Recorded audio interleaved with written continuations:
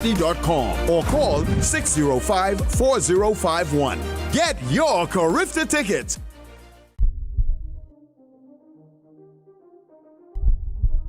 Get your CARIFTA tickets. The 58th CARIFTA Games is coming April 7th to April 10th. Tickets are on sale now online at CARIFTA50.com or get your tickets now at the Eastern Grandstand Caribbean Village. For more details, email tickets@CARIFTA50.com or call 605-4051. Get your CARIFTA tickets.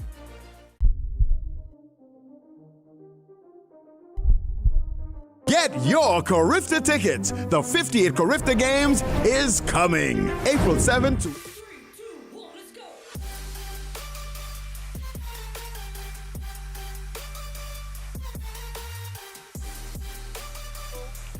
Good morning, everybody. Once again here at the Thomas A. Robinson Track and Field Stadium for the final day of the B3S High School Nationals and CARIFTA Trials. Before we get set to call this action on the track, let's toss it over one more time to Amajal Knowles. Amo?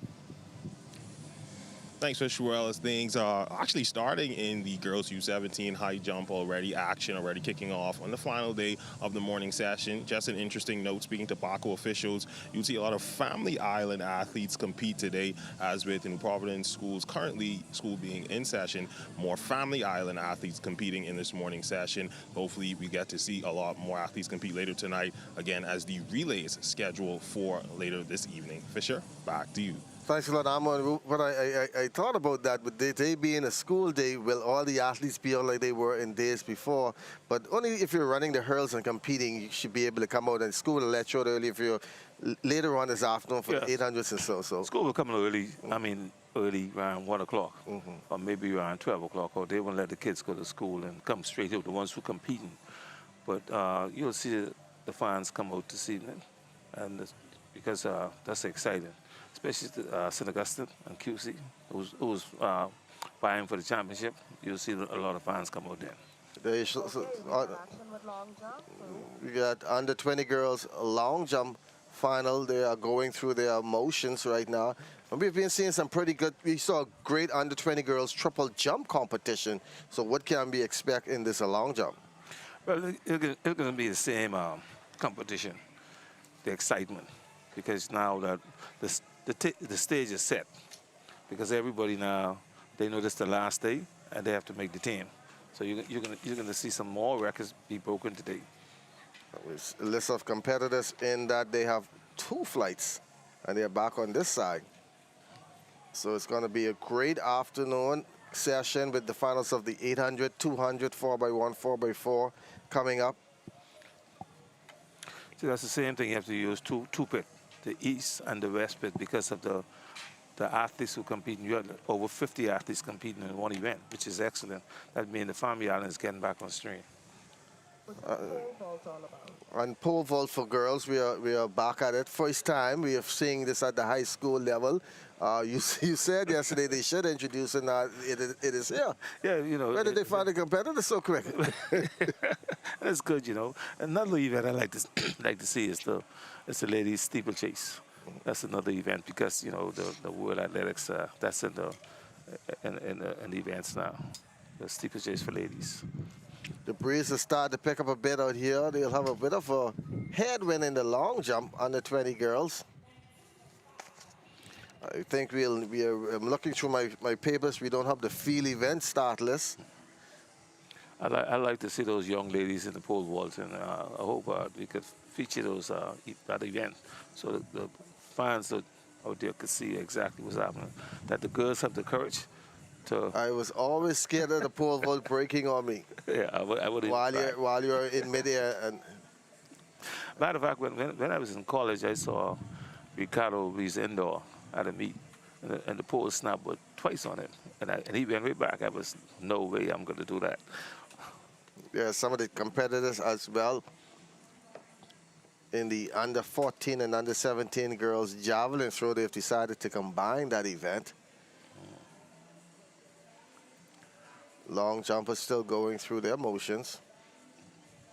So quick morning. Should be finishing around 10 o'clock this morning in the next hour. The first running event will go at 9:20, which is in another 12 minutes or so. but the field events have started to warm up and get underway. Baku officials making sure that they get everything in order. Some of the javelin competitors in the under 14 and under 17 girls, QC and AF Ardley represented there. And we've seen some pretty good javelin, like Keno indicated in that piece we had on him. The throwers, especially javelin females in the under 17, under 20, they have been making their mark at Carifta. I think for the last 5 Carifters we have medaled. Yeah, the javelins are step up. The javelin throwers and the shot putters and the discus and the hurdlers. You know, we have a bright future ahead of athletes who are competing. So the javelin has started. You see the flag and the tape is out. Still waiting to get the start list for the field events. We were brought the start list for the running events, but we don't have the start list for the field events. I give you the start list for the field events. Like you say, the field events is stacked. When you look at the competitors, you know, when you look at the long jump, like the over 50 athletes, and then you have in the triple jump, ladies triple jump, you have 30 athletes. The javelin, you have 40 athletes. You know, that tells you the quality of our athletes and the coaches. They're doing a good job. And there's the high jumpers warming up. That is the under 20 girls final. We saw the under 17 girls final. Young product of Andres winning that. The under 17s, the under 20s have a lot to live up to because both under 17 divisions, they were very competitive and exciting. And then we'll have the under 20 boys coming up later on today. We should see a 7-foot jump there. Yeah, because I think that the high school record is 7 foot. Garrett Flowers in the day. Yeah, Garrett Flowers, yes. Yeah. 7 foot went on to Alabama. So we should have a lot of good competition, especially in the high jump. Very cool morning. We're getting the start list now for the field events. So we'll be able to give you who's competing where. Thank you so much. They said the start, but they don't have the long jump in here. Girls long jump under 20. The competitors, we have 2 flights. 31 competitors. 31. I told you. This is bigger than the Carifta Games. If we pass this test, you definitely will pass the test at Carifta. Like I said, the officials are doing a great job. You know, on time. The hurdles are out. That will go at 9:20. First up will be the 80-meter hurdles for the under 15. Oh, the bird decided, nice shot there. He decided that he want to hurdle. Yeah, the bird hurdling. Those are the competitors in the javelin. QC is all smiles there. Alexis Heel from 8 Mile Rock. Renique Scavella from SAC. Karis Morse from SAC. Jazaria Kemp from Queens College. Renee Evans from AF Ali. Elizabeth Prosper, Queens College. And Yume Chidima from AF Ali, the 7 competitors in the under 14 girls. We're going to take a break from the Thomas A. Robinson Track and Field Stadium, and when we come back, more action on the track. Get ready.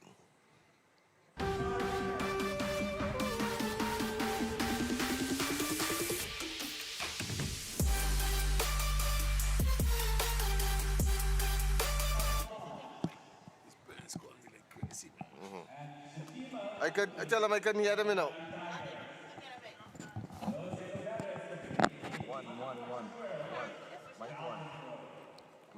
Mike one.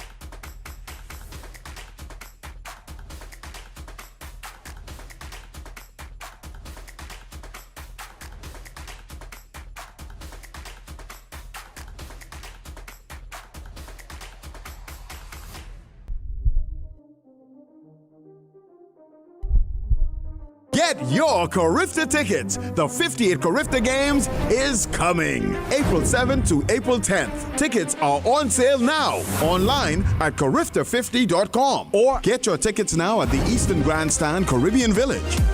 For more details, email tickets@CARIFTA50.com or call 605-4051. Get your CARIFTA tickets.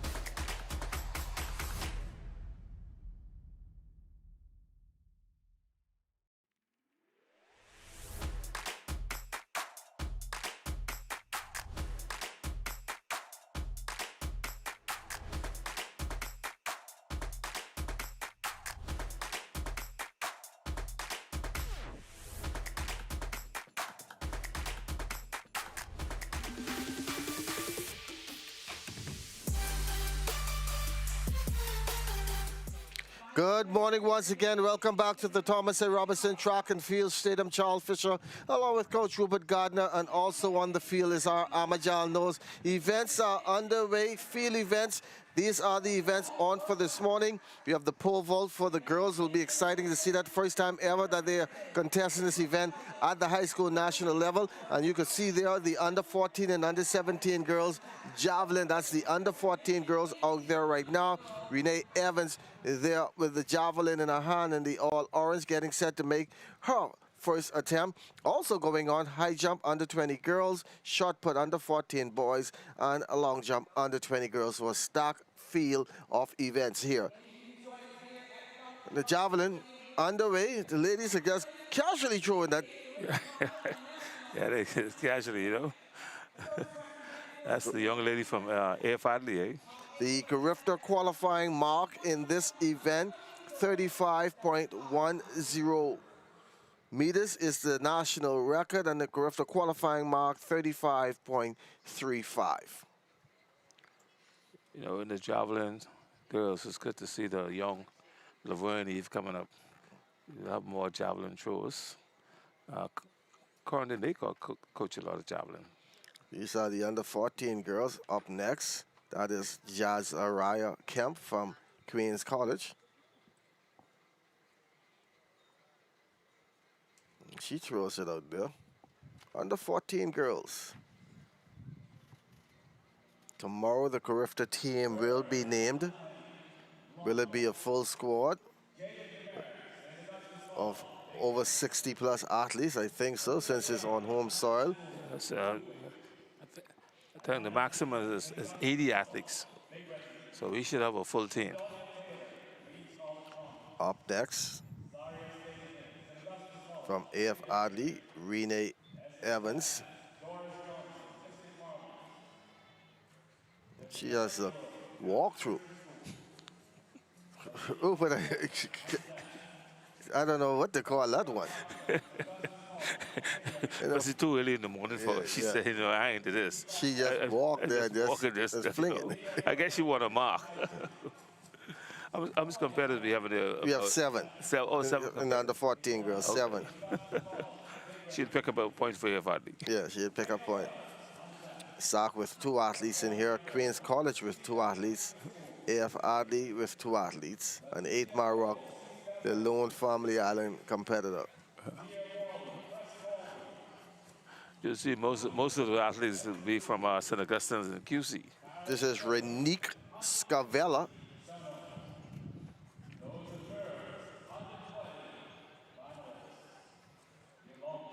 See, she has a bit of a technique because she went into her motion, and that will be measured. Once again, bear with us, folks. They do not have the indicating board of the distance out here. That's one thing that did not happen.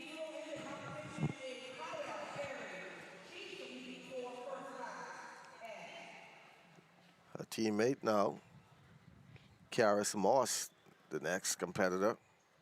Under 14 girls. Following this will be the under 17 girls. This is a straight final. And they're lining up already. Under 14 girls, 75-meter hurdle. So they're using the blocks this morning. It's a pretty relaxed morning, so just the hurdles. I guess you wouldn't see the blocks no more in the meet. Because, yeah, you know, everything because a lot of folks were texting me as well, asking me how come they did not use the blocks. They must have missed the interview that we had with David Charlton. He said that was to speed it up, and you said when we go to the pen relays, that's the same format that they use. That's the same format, the pen relays. Until they reach the final. That's why they have always on time. So the organizer committee did the same format because of the athletes, over 1,200 athletes in this meet. And then when you look at the different flights and see all these athletes and all the rounds, like some events you had.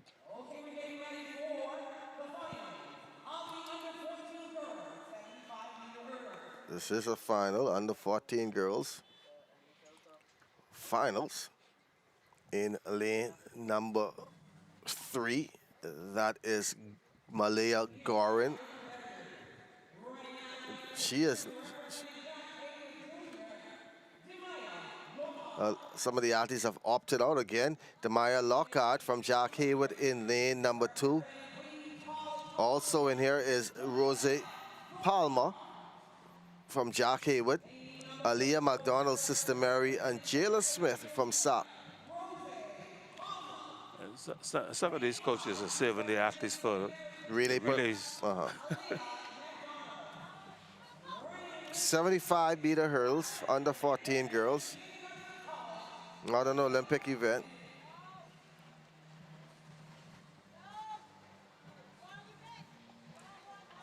They've switched up the lane a bit, so it looks like in lane number 4 is SOC's Jayla Smith.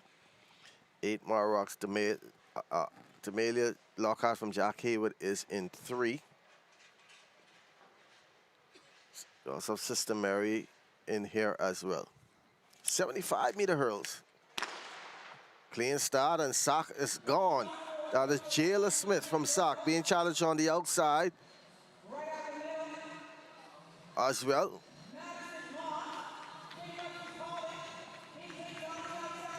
And it's going to be SOC taking the goal.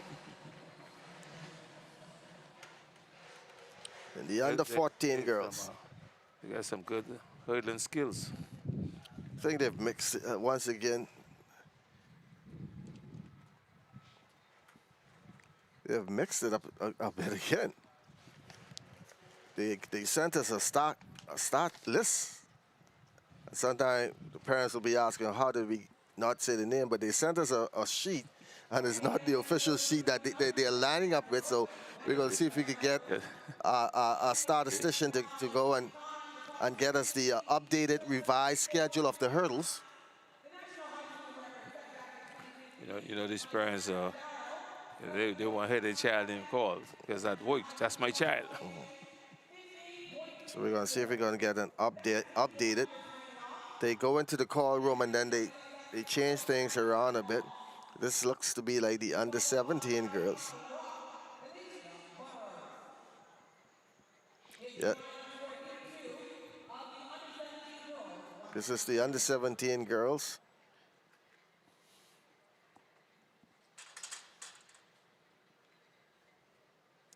They've switched things up a lot out here. Because a lot of athletes not turning up right now. 3 days of competition. And some of these athletes not used to a 3-day competition. So if you got an athlete running the 100, the 200, and they have run all these rounds. So and then you're leaving here late in the evening. Tonight's event is scheduled to go until about 10 o'clock. And that's right. And then not only that. And the kids got to go back to school in the morning.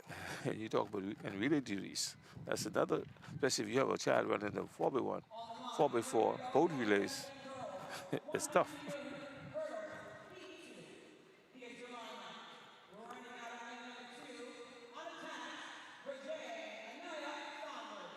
So we're bringing up. Okay, in this event, the under 17 girls. In lane 2 is unattached Regé Sanders. Valentina Knowles from St. John's runs out of lane number 3. Jasmine McKinney from Tabernacle in 4. Andrique Lamore from Nassau Christian Academy at 5. In lane number 6, Dallas Straughn from Queens College. And scheduled to run in lane number 7, Stacey Ann Humes from C.I. Gibson.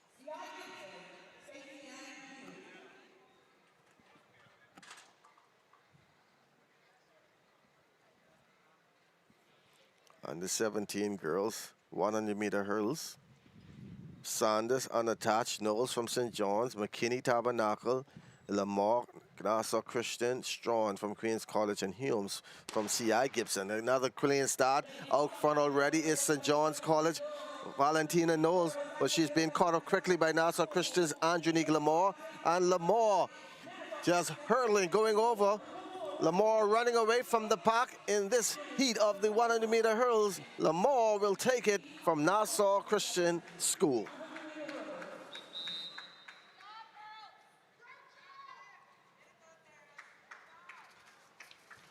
So now we've got now updated list. So the under 17 girls, heats are all done with.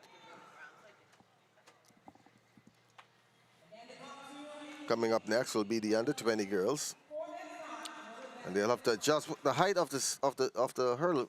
Yeah, they'll have to adjust the height of the hurdles for under 20 girls, just like how they do for the boys, for the under 17 boys in the open open guys, just the hurdles, a different height, probably one flight up or 2 flight, depends.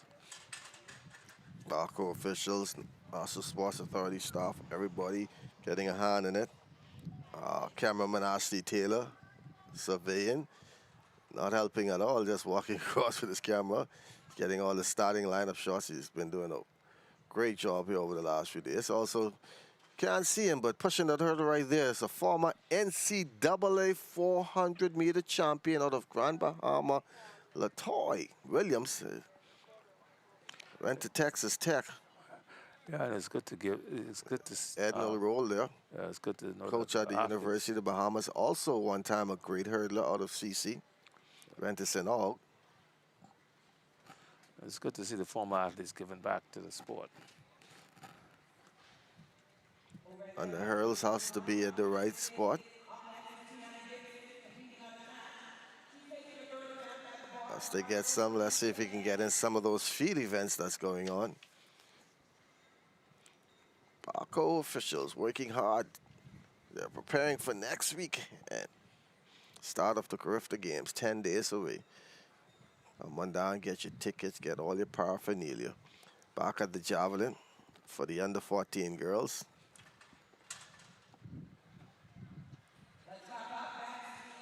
That's Sock, Renique Scavella. Looked like they were only warming up. Rufus is now we're seeing much better throws and technique-wise. And plus, you know, in the throws, they have 6 throws. Then they pick up the top 8 to go to the finals. Only 7 competitors in this. There's only 7 competitors now, so they don't need the finals. It's a straight final right now.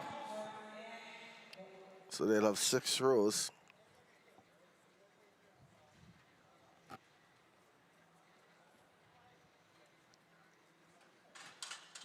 If there is, let's say, maybe 15 throws, they'll have to pick out the top 3 best throws and go to the finals.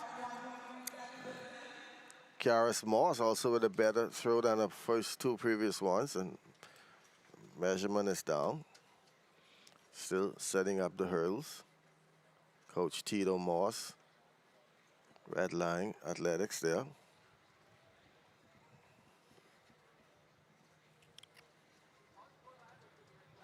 Now up is Jazariah Kemp from Queens College, the lefty, and good throw from her.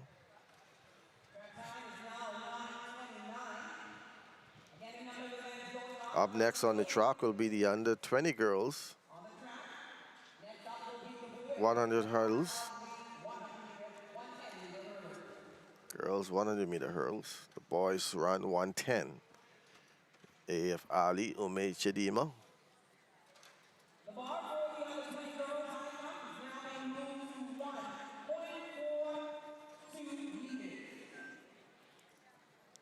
She gets in the distance there.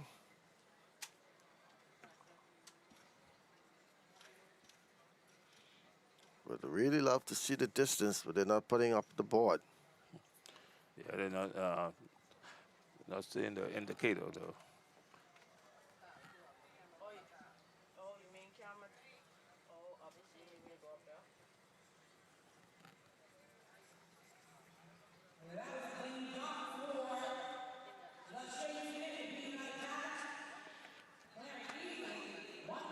Again, Prosper from Queens College.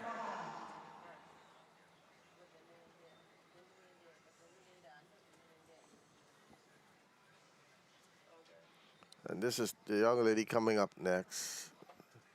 It's the one that just walked and just fling it. Yes. Yeah. Let's see if she got any instructions from her coach to put some kind of effort in it. They say it's an early morning. She's back further. Yeah, she's talking to her coach. I can see her looking on the side. I hope, yes.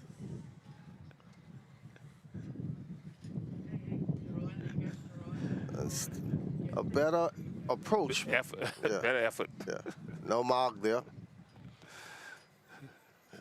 They say the coach from AFI probably said, listen, put some effort into this. What if she's competing in this event for the first time? That's That's about Belinda Bastian is coach at AFRD, and she's also was a good field event person. look like they're telling this event has wrapped up. It was only 7 competitors, so it finished quick. So they could probably go into another event, another field event. There over there is the shot put also going on. Under 14 boys. They have 6 competitors in that. Davario Simonet from CH Rears, Aiden Bain from SAC, Nathan Ariska also from SAC, Tavares Robert CH Rears, and 2 Temple Christian athletes, Jonte McKenzie and Lovato Davis. Under 14 boys shot put final. In Fisher, this is where we start from the younger kids. So you can know exactly what's happening, because by the time they get seniors at the world level, take for instance, like we haven't saw a quality shot putter like a Bradley Cooper. In quite some time. Who will stop some time. Bradley was on the scene for years. Probably Bradley still have the national record in the shot put. Pretty good throw by the SAC athlete. Nathan Ariska. CH Rears Tavares Roberts will step next into the circle.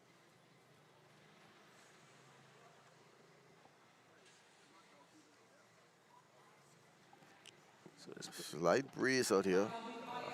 Looking in the stands, we have a few. The time the session come around, there'll probably be no breeze. There'll be no sun out, cool. No.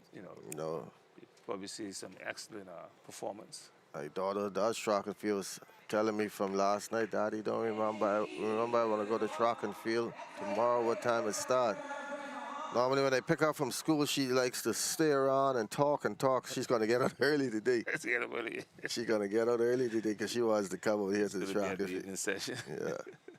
Starts at 3:30 this afternoon with the discus throw, and then the finals of these events that's being run right now, that's the hurdles, 75 through 110. Long jump. Back to the shot put, CH Rears.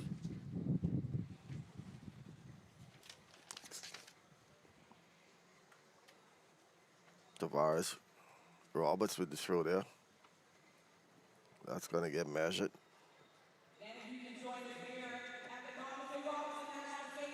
Temple Christian with 2 athletes in this event.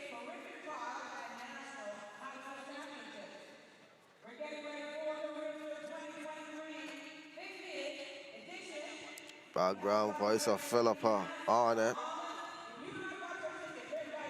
former athlete, 4x1, 100. Davario Simonet.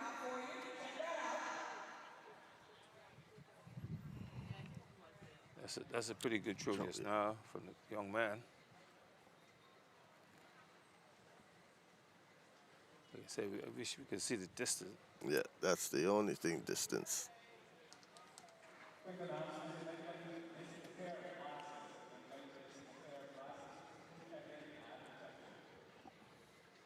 This is another event. Temple Christian's Jonte McKenzie.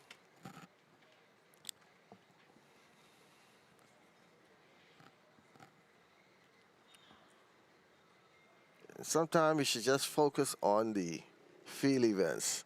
You're going to pick up a medal here and there, but if you try to dominate the field events, the long jump and these ones like the javelin and the shot put, that's where your surprise medals will come in. Yeah, this way most of your medals are coming from the same field events, because like I say, for the past couple of years, this was here in the Bahamas, the field events. That's what a certain coach told me how he won the championship. He said they were the other school that they go head-to-head with were focusing on the sprints, the 1, the 2, and the 4. So he stocked up his hurdlers. All the technical events, that's where they won. So after they won that championship, that was over.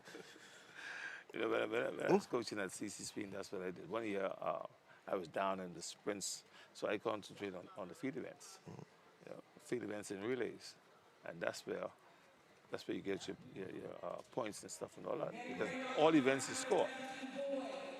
They have moved now into the under 17 boys 100-meter hurls. 110 hurls for the under 17 boys. I think that means that the under 20 girls will be going straight final, because you don't adjust the hurls up to bring it back down to bring it back up, because the boys go 110 and the hurls are higher. The girls hurl 84, the boys 91. That's for the under 17. So, and the girls run 100, not 110. 100. So the more than likely they've gone straight to a final. So we move to the under 17 boys 100 hurls. The competitors scheduled to run in heat number 1: Cedric Ingram from T.A. Thompson, Caden Hepburn, St. George's, Ryan McKinney, Temple Christian, Quentin Roll from Sac in 4, Christian Pierre, Sia Walker in 5, Kenny Moxie, the high jumper from last night, will be in lane number 6, and Sienna Roll, Jack Hayward in lane number 7. It must be disappointing for Kenny Moxie and 3 of the other athletes to all clear the CARIFTA qualifying mark, but not finish in the top 2, and may not hear your name called for CARIFTA. It's very disappointing, because here it is now. A young man made the qualifying standard and can't be on the team. You understand? Like you said, Kenny Moxie. His father was a good pole vaulter. Pole vaulter. On a multi-event. Multi-event. You know, and his father coaches him. You know, so here it is now. My child haven't made the CARIFTA team. What next? This may be his next best event right here. Yeah. He's running out of lane number 6 for Queens College. That is Kenny Moxie. Lane number 5, Sia Walker's Christian Pierre. Sachs Quentin Roll. In there now, the CARIFTA qualifying mark in this event, 16.43. The fastest of all qualifiers in this heat is Quentin Roll from Sac. They're in the blocks. Nice start, and Quentin Roll the first to get out in the middle, but he staggered a little bit. But there's Kenny Moxie on his edge. Quentin Roll and Kenny Moxie, Sac and QC, a battle of the BAISS Championship once again. But it's going to be Roll moving into the finals along with Moxie from Queens College.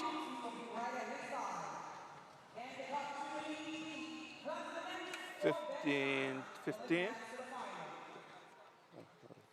Oh, 16, 13. The qualifying standard is 16.43. well, they qualified. So both qualify now. They'll have to come back in the finals later on. Both guys qualified. 15.13 and 15.35. So can he get a spot? You get a spot, but he has to run in the finals later on this afternoon. Yeah. But so you could qualify, but on the final day you come 1-2 in the trials. all you got to do is be in the top 2. Yeah, he has to be in the top 2. The top 2. He missed out on the high jump last night. 5 of them clearing that qualifying mark, but he didn't get in the top 2. So let's see if he can do it in the hurls. The second of 2 heats in the 110 hurls for under 17 boys. Nathan Oliver, T.A. Thompson, scheduled to run out of lane 1. Lavondre Moxie, Sister Mary in 2. Zion Monroe from St. John's in 3. Malik White Sack in 4. Lamont Moxie from Jack Hayward. He has the fastest time in this heat, 15.05. Will run out of lane number 5. Elquan Pinder, 8 Mile Rock in 6. And his teammate Lataj Taylor will be in lane number 7. 2-8 Mile Rock Blue Jays in this event.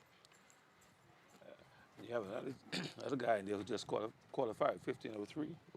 So that's three guys right there. So 3? I also got to be in the top 3. Yeah. Got to be in the top 2 for tonight. Top 2.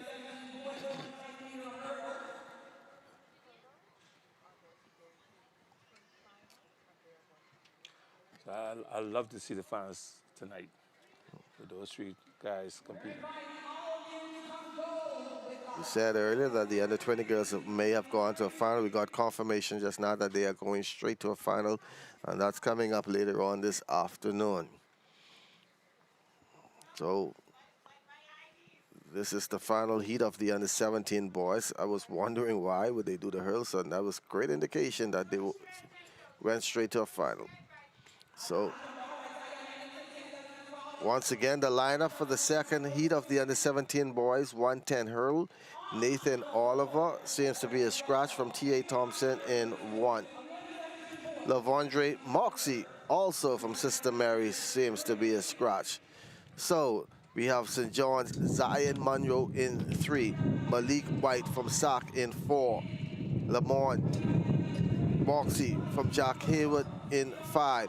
Elquan Pinder from 8 Maroc in 6. And in lane number 7, Lataj Taylor, also from 8 Mile Rock.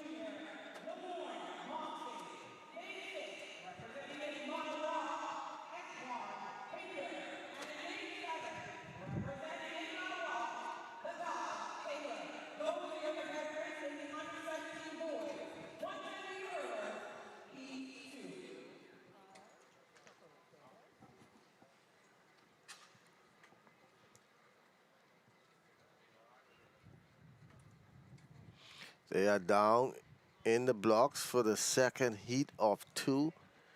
Qualifying time 16.43 seconds. We saw 2 athletes in the first heat went under that standard. Finals later on this afternoon. Monroe, White, Moxie, Pinder, and Taylor. In the middle of the track, just jumping. Also Sack and Jack Hayward 1-2. Sack and Jack Hayward 1-2. It's going to be Sacks. Malik White holding off Jack Hayward Moxie at the tape.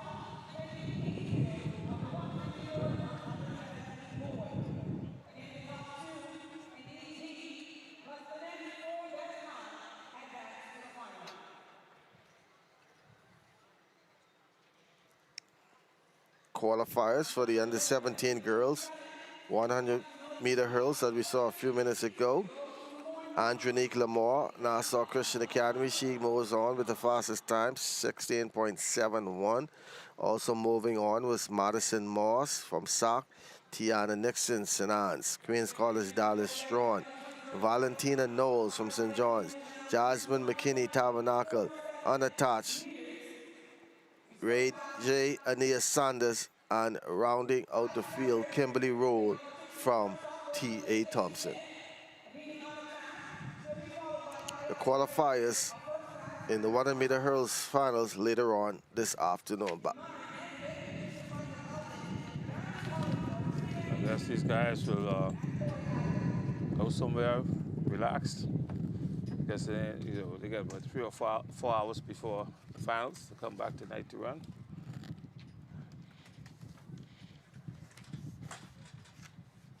just like a decathlete, they got to wait and come back. Let's go back to the long jump under 20 girls. Good stretch there. It is an athlete out of Queens College.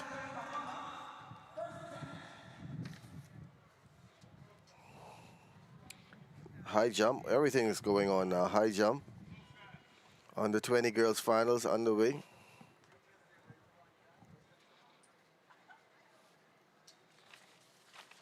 I'll have to split this paper so I can make sure I see. Back to the long jump. Looks to be a Tabernacle representative.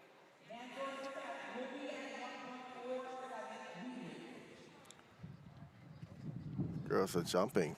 The second phase looking pretty good. I jumped. They look like they have 2 flights. Under 20 girls high jump. Bishop Michael Eldens, Imara Nesbitt. She knocks the bar down. Back to the long jump, back and forth, giving you a total team coverage this morning of the trials. Under 20 girls.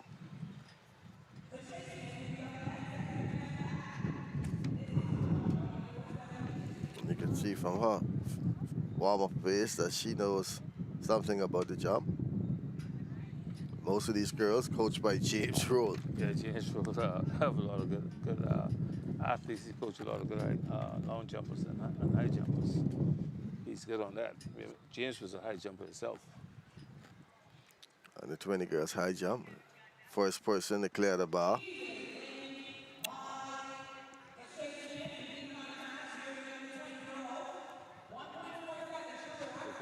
qualifying standard was 1.6, 1.7. 1.65, the Carifta qualifying mark in the girls under 20 high jump. Back to the runway on You have Marcellus to our stats. start to multiply it and get that right.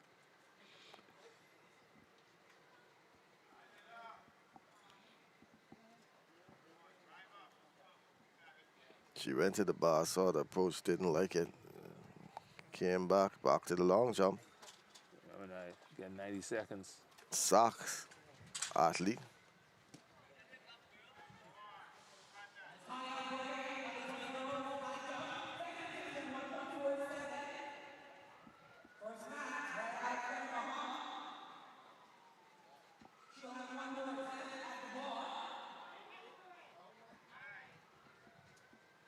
This April Adley just now for Sockbach at the high jump. Bishop Michael. Imara Nesbitt.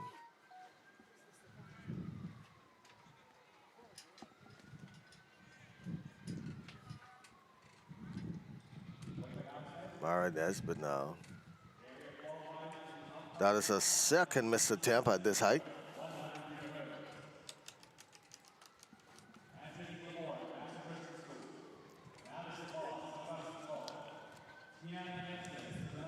In the long jump. Jaden Demerit from Sock gets in a legal jump. Yes, some good long jumpers. Good female also. Jackie Edwards, Deidre Davis, Tasha Brown. Now the under 17 girls warming up for the javelin.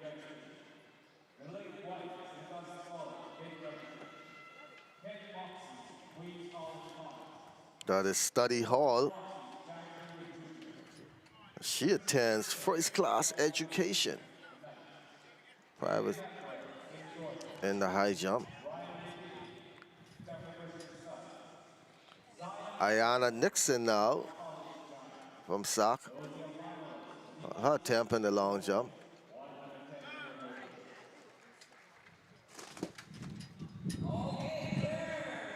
See Coach James Roll right there. And along with Antonio Sanders. All the jumpers are over there. As the high jump continues. Nesbitt now on a third attempt. She knocked down the bar on her two previous attempts. Started off with 12 competitors in this under 20 girls high jump. Oh, just did not get the hip over. The leg and everything was up, so she's out of the competition. And Bishop Michael, she came in with a mark of 1.40. The bar being moved to 1.52 meters. Back to the long jump.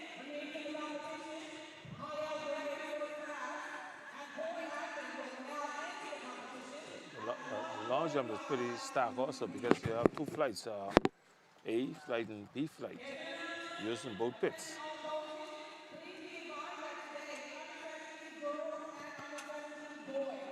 That's what Charlton was explaining to us prior to we going on air. Why they're doing it. There's so many competitors in this long jump. And SOC seems to have at least 5 jumpers in here. So that is Ayana Nixon once again from SOC. Back to the high jump. Under 20 girls. Queen's Carter's competitor.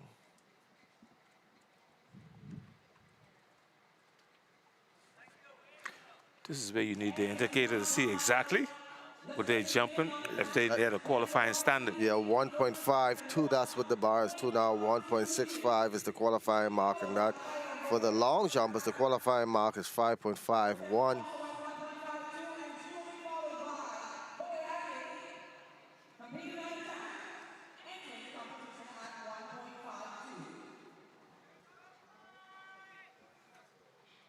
That is Andoya Taylor just now in the runway in the long jump and back to study hall, first class education. For her attempt at 1.52. And wow, she was over. First class education.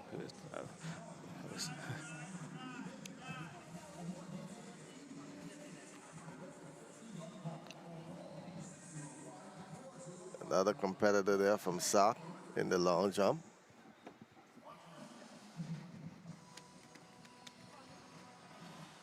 See Jason Edwards over there as well. That's the jumper's corner. Yeah.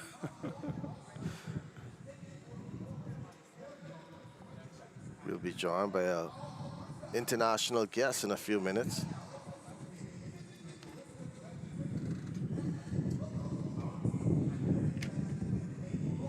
Still has the hurl events to go. The under 17 boys and the under 20 boys, but from the looks of things, the boys were lined up. Nothing happened, so they too may be going straight to a final. Yeah, everything looked like going straight to a final. Athletes not turning up. Doris Johnson, Essen Sands. Pretty good sprinter.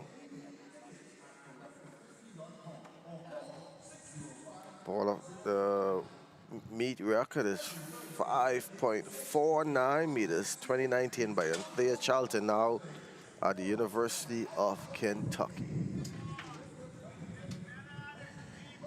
Next, that's Davia Musgrove from Nassau Christian. She has a best of 4.91 meters.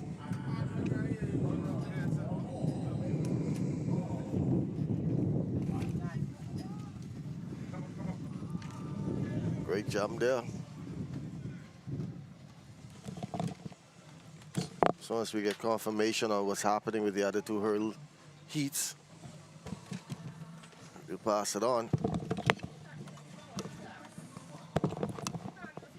That is Katia Archer now.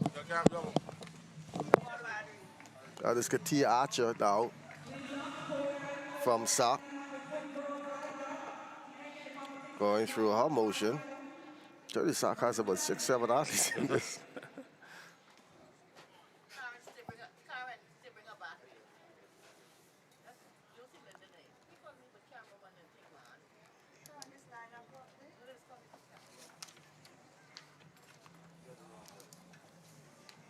Name and position.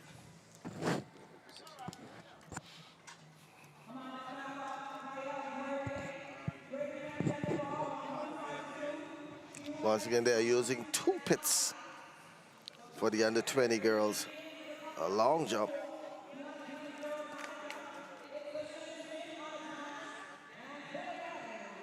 Two pits they're using. A stock field. There are over 31 athletes. 31 athletes here in the under 20 girls long jump. Both flights going simultaneously.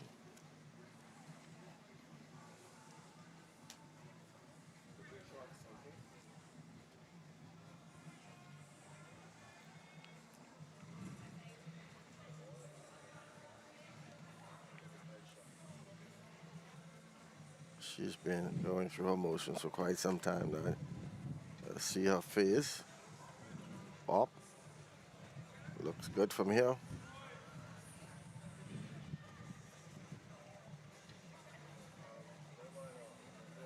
That is Katia Archer from SAC in the under 20 girls final, Rupert.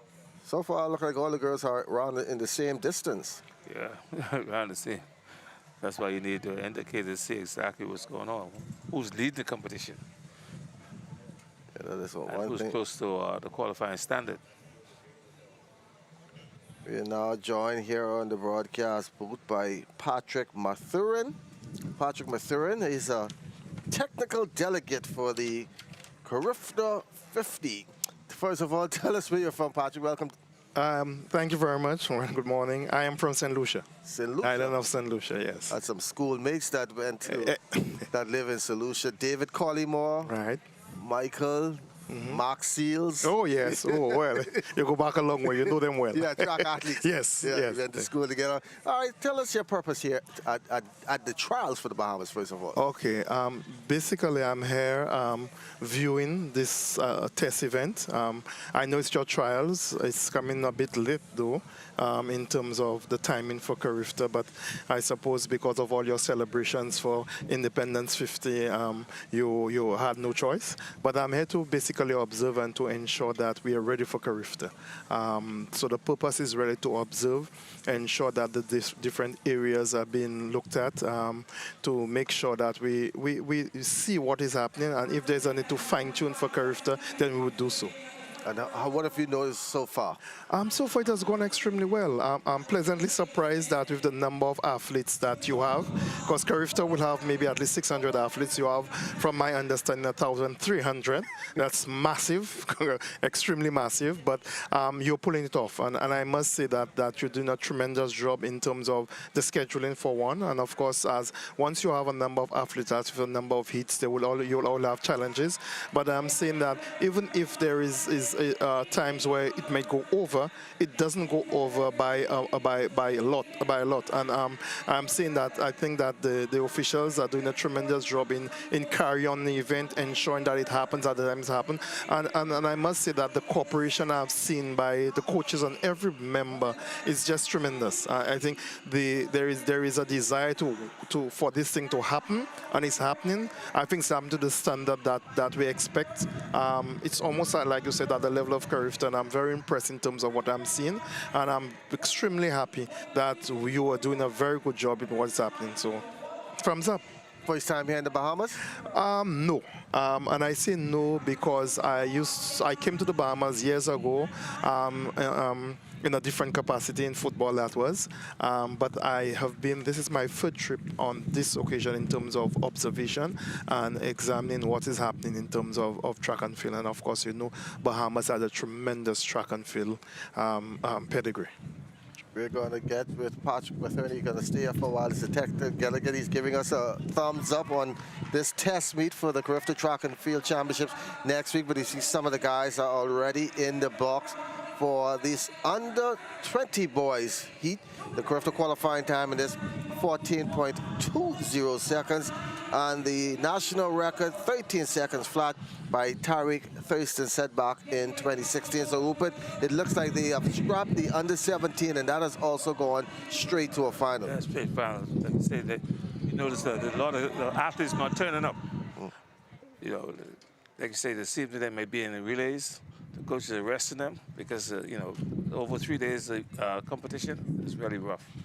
And Patrick, you talk about the magnitude of this event, over 1,200 athletes. It says a lot to run a meet like this. Oh, yes, it does. It does. And I am saying that I am quite pleased with the challenges and how persons have faced these challenges, because that's quite a number of hits. I feel for the officials. But funny enough, although that it's tremendous in terms of what they're doing, they don't complain. Well, at least I don't see them complain. And it's just testimony of the love that persons have for track and field, that they're coming out there. And as anything else, this is a developmental meet to ensure that we could make sure that the athletes move on. And I think the whole atmosphere is just tremendous. We had great weather over the last 3 days as well, because it was raining a lot prior to this. So let's give you the lane assignments for this first heat of the 110 hurls for under 20 boys. Tarij Brista from Queen's College will run out of lane number 2. In lane number 4, the decathlete, the octathlon he competed in yesterday. He comes back today and runs the hurls. That is Lavado DeVoe. Also in this, Rowan Sands unattached. In lane number 5, Taj Brown from Aaron Bailey in 6, and David Dawson. Anatole Rogers runs in lane number 7. The fastest time heading into this event is from the octathlete athlete, 14.40. That's Lavado DeVoe. The CARIFTA qualifying mark, 14.20. The national record, 13 seconds flat. Matter of fact, he already qualified for CARIFTA in octathlon. So now he wants to come back and do the hurdles. And that's probably where he picked up most of his points. I tried to figure out if he run the qualifying time for the 110 hurdles, what's going to happen on the CARIFTA games. He's standing behind their blocks, waiting on the starter's command. Once again, Charles Fisher along with Coach Rupert Gardner and Patrick Mathurin, the technical delegate here for the CARIFTA Track and Field Championships, which is just 10 days away. You feel the excitement in the air. You saw the models this morning displaying all the paraphernalia. Get your shirts, get your tickets.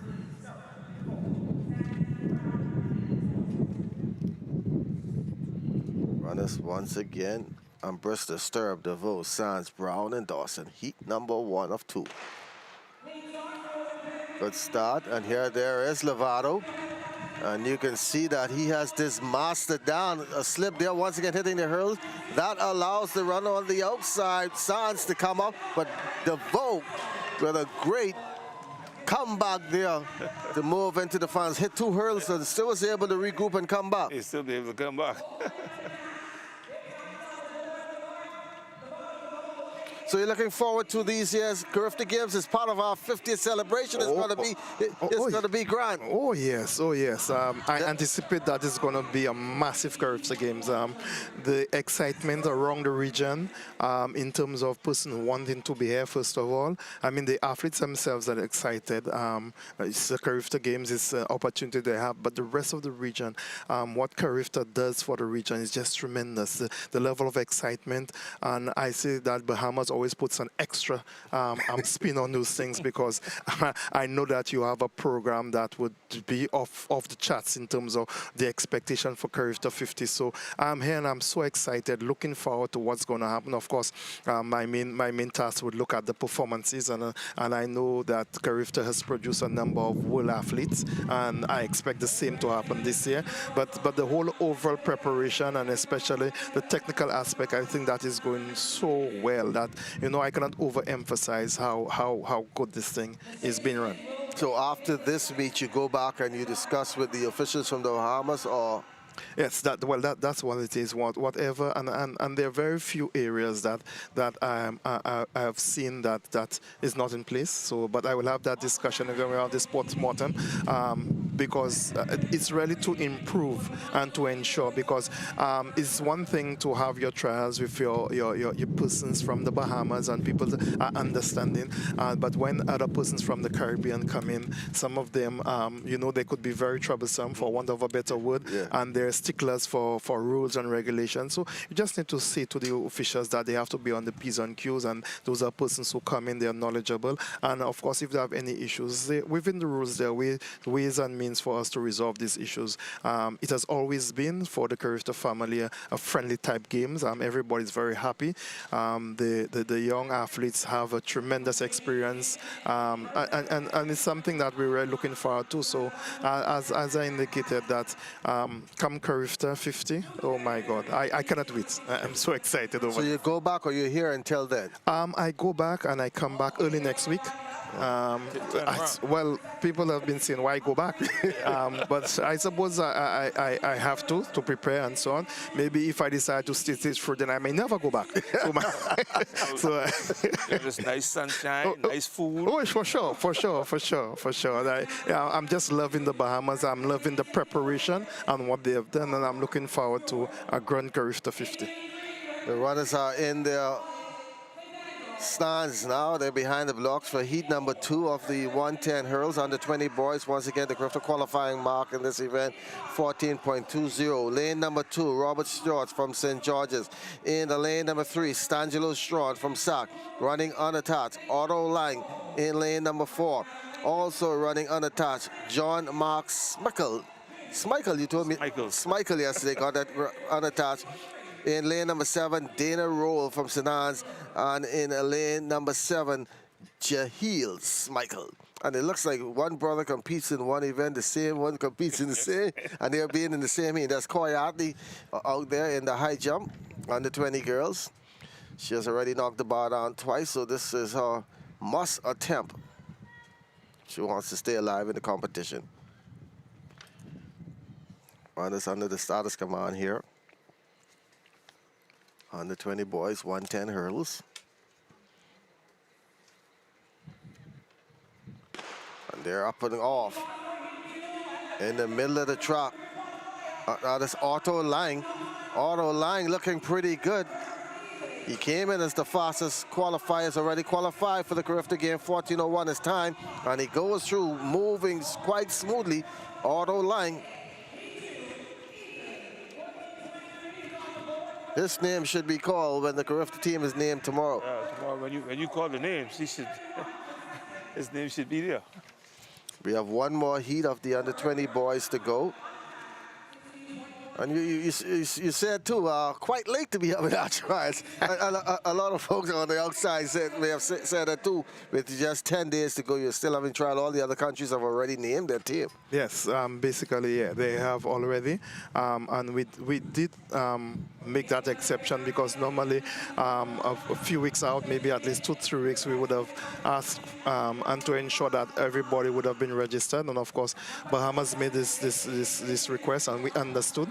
Because like I said, as a family, as a Caribbean family, and NACAC family, we understand those things. And so we have made the exception. And as I said, that most of the teams are in there. We have close to 600 athletes who would be coming in for the Carifta Games, and they're very excited. And I am happy to be, as I indicated, because I'm seeing a snippet of what is going to happen, what's going to come. And if this is a measuring stick of what's going to come, you better be at Carifta 50. Because the Bahamas have hosted this game many times. Yeah, 9 times. This is the 9th time that they're hosting, and they have proven themselves to be very good hosts. Thank you. Once again, the runners are setting their blocks in the final of 3 heats. Under 20 boys, 110 hurdles. We have Kevon Sanders from Anatol Rogers running out of lane number 2. Joe Nathan Johnson, Queens College, will be in 3. Tayshawn Robinson, St. John's in 4. Nathaniel Raming, C.C. Sweeting in 5.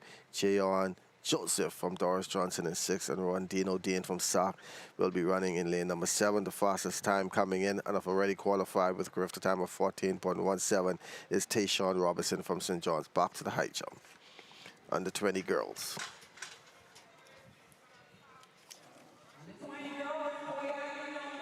C.V. Bethel, Zaria Fowler.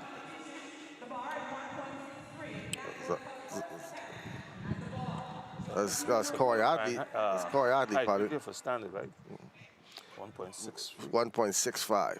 1.65. And Donisha Anderson, the great 400-meter runner from University of Florida. She is the national high school record holder, also at that mark, 1.65. This is the final prelims of the morning in the 110 hurdles. The runners again, Sanders from Anatol Rogers, Joe Nathan Johnson, Queens College, Tayshawn Robinson, St. John's, Nathaniel Raming, CC, Jayon Joseph, Doris Johnson, and Rondino Dean from SAP. Field events will continue, but this is the last track event on for the morning, and also going on the under 17 girls javelin throw, where we have 24 competitors. It's Tabernacles athlete.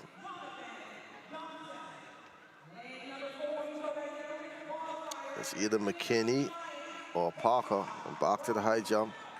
Oh! Just not getting there. It's Coy Adley jumping unattached, bowing out.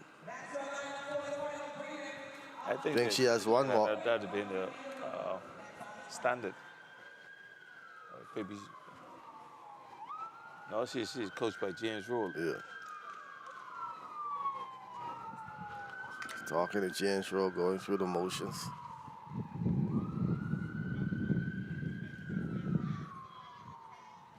Back to the trap. Sanders, Johnson, Robertson, Raming, Joseph, and Dean. Competitors in this final 110 hurls, under 20 boys. Seeing two athletes clear the track, and once again, like I indicated, this Robinson from St. John's, who have already qualified with a time of 14.17, so it's going to be another tough wave for the selection process. to pick a team for the 110 hurdles for boys. He looks smooth. Lovato DeVoe, Otto Line, and also Robinson all running quite well here this morning. And they'll have to come back in the finals later on to see who will be on that team. We'll have to execute your race right down to the final hurdle. Tough selection, but it has to be done. Yeah, it have to be done. This evening. Like Patrick Merton say, better late than never. Everybody wants to be a part of Team 242. Yes, oh yes, oh yes. Coy Adley back there on the high jump. So everybody want to be a part of 50 years. Down the road, next 10 years, they say I was part of 50th Carifta. And it looks like the high jump is over. Back to the long jump pit where we have so many athletes competing there.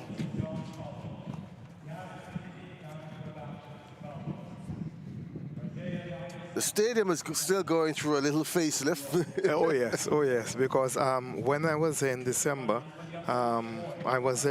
when I did the initial visit and you saw the stadium, and you were wondering is CARIFTA going to happen here, because we had a few issues. But by the time I was back in, this time around, I'm very impressed as to the work that has been done.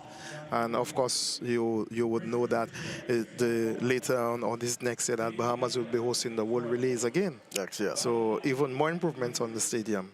And as anything else, this place is going to be packed. So the grounds have been, the improvements on the grounds have taken place there. And of course the altar, work has been done on the altar because that will be used as the training grounds for CARIFTA. And very impressive, the work has been almost completed. And so it means that persons are going to get a good venue for them to seek the CARIFTA Games. Not only will we be having top athletes come in for this, but we'll be having top officials, Lord Sebastian, World Athletics, some of the top athletes out of United States coaches will be here recruiting Caribbean athletes. So this is going to be the jealousy sport of all other track and field. If you're having a track and field event that weekend, you might as well do not have it because everybody's going to be here trying to get that real gem in terms of college recruiters, the World Athletics family, everybody else family. Yes, right. You would be crazy not to be here. You would be crazy to try to organize a track meet or anything else for this weekend. This weekend exclusively for CARIFTA, and over the years, the athletes know that is the opportunity to impress the coaches and the scouts and to move on. And in my recollection, I don't know that the president of the IWF or now World Athletics have ever missed the CARIFTA Games because they see this as a premium games throughout the Caribbean, a premium youth development. It's a developmental meet, and we are leading the world in terms of what we do in CARIFTA. And people are so envious, and they always say to us, I better come to see what is happening in the Caribbean, these tremendous games. And when they come again to the Bahamas, they'll say, oh, here we go again. They're just raising the bar for the rest of the world. Once again, you're hearing from Patrick Matherne. He is a technical delegate here for the 50th CARIFTA Games, which is 10 days away. He's watching our trials to see what we need to fix, how things are. And he's said we are on the right course. We are on the final home stretch. Yes. Once again, the long jump still going on. Now, if we can just keep this weather, put this in a bottle and store it until that weekend for CARIFTA, we'll say thank you. Yeah. But CARIFTA weekend during that Easter weekend normally have good weather. I've been to about 9 CARIFTA games. I've never had a CARIFTA where the weather's been bad on that weekend. So the track and field gods, they want to watch CARIFTA as well. Still in the long jump, so you're going to go into the meeting, tell them everything is okay, and the Bahamas is ready for 50. Yeah, and that is the truth. That is the truth. I think that the Bahamas is ready for CARIFTA 50. And if they were not, I would have indicated and say, look, this is what you need to do. Of course, as anything else, as we come closer to the games, there's always a need to just tweak things a little to make sure that we almost near perfect, because I know that perfection is something that we always strive for, but as near as possible we get. And I don't know that there's a major issue in terms of the technical aspect that has not been done, and in terms of the preparation and the readiness for Carifta 50. Let's like they say, let's bring it on. I'll promise you this is going to be the biggest and the best Carifta games ever. And I'm getting that feeling, you know. Persons have said so, and it's not that I'm skeptical. I'm here to see, but I'm getting the feeling, the level of excitement, the generation of what is happening. I think even the athletes themselves, they're so excited. The technical officers saying, hey, this is a big occasion, so we need to make sure that we're at the top of our game. And everybody's a level of anxiety, but there's a level of confidence that we could execute this thing. And I believe that for some reason I get this feeling, and the more I speak about it, I'm figuring, why should I be going home? I should just stay here. Might as well stay until July when it's our 50th independence. You want to see a celebration? Wow. Wait until July. Right after we'll be They bring our 50th anniversary as independent country, so the party will continue. Oh, Bahama Games. Yeah, What about Bahama Games? Yeah. Oh, seem to be. So we're having the Bahama Games this year, so this is a big year for sports here in the 242. Most of our former athletes will be back home of running the Carifta before they've made it a special to book their tickets. I don't know where all these people are going to stay when they come here. President of NACAC, Mike Sands, in the press conference last week said he's been getting calls from all kinds of persons from all over the world wanting to come here for the Carifta Games. Willie Banks, I think, the great triple jumper, he's expected to come here. We know, but Lord Sebastian Coe, I mean, thousands and thousands of people are going to come here. And Bahamians are like this. They are last-minute people who want to buy the ticket at the last minute. They better get their tickets right now, because I've heard Jamaica have already booked out the whole section. Trinidad have booked out the section. Barbados is coming with their crew. We are trying to schedule extra planes to also come in here during that weekend. So it's going to be a big weekend for track and field. Getting the feeling that the stadium might be too small. Yeah. So it might be the best that you stay, because you might can't get back. You might can't find a flight, a seat on the plane back. You can't find no hotel room. Yeah, exactly. Yeah, so it might be best that you stay right here. That's only 10 days. It's only 10 days, yeah. I'm sure the World Athletics will cover that. Yeah, and the beauty about this thing is once you're in the Caribbean, you're at home. Yeah, I may be a St. Lucian, but when I'm in Bahamas, I feel quite at home. That's good. It's nice to have you here. Nice to have you come here on the broadcast and have you on the broadcast. And someone's asking me now for the paraphernalia we got. When I come go over and say, Andrea, you know, I was trying to run a trick game on me this one. She wants to put my shade in her car. And somebody have already asked me for that. The under-17 girls javelin going on out there. Only field events left here in the morning session. So, Patrick, I'd like to thank you for joining us here on the broadcast. I know you have to continue to look around and see. What about our officials? You can't leave them out, the Baco officials. Oh, as I indicated earlier on, very, very impressive. Very impressive. The level of professionalism that they execute is great.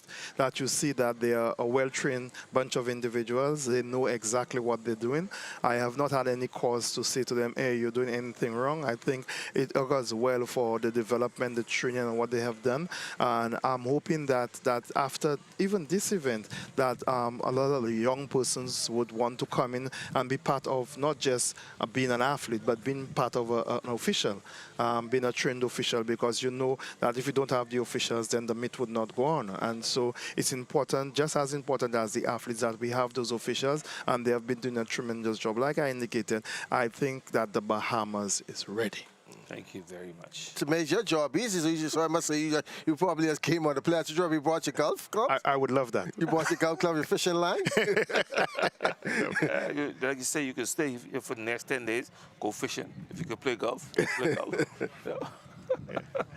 I'm sure you don't need to come salad, come fruit and stuff. Oh yeah. Wonderful hospitality. And like I said, I feel deep down, and if somebody were to ask me, as you asked me today, I will give the thumbs up, and I say that the Bahamas is ready. Carifta 50 is on its way, and you had better be part of the experience, because you meet it's a life-changing moment. It's a memory that will last for the rest of your life, and so you have to ensure that you're there, because Bahamas 50 is here.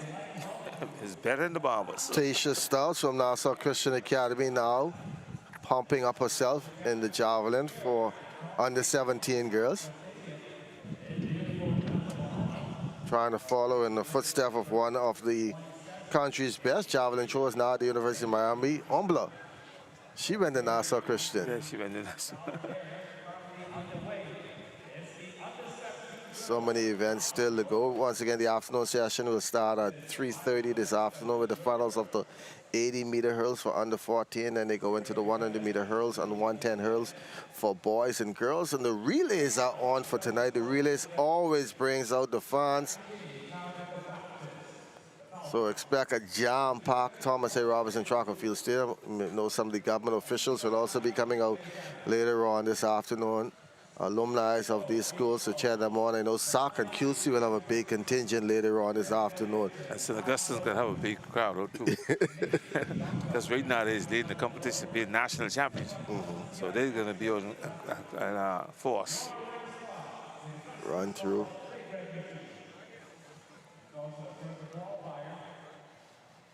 Just in. Back to the javelin.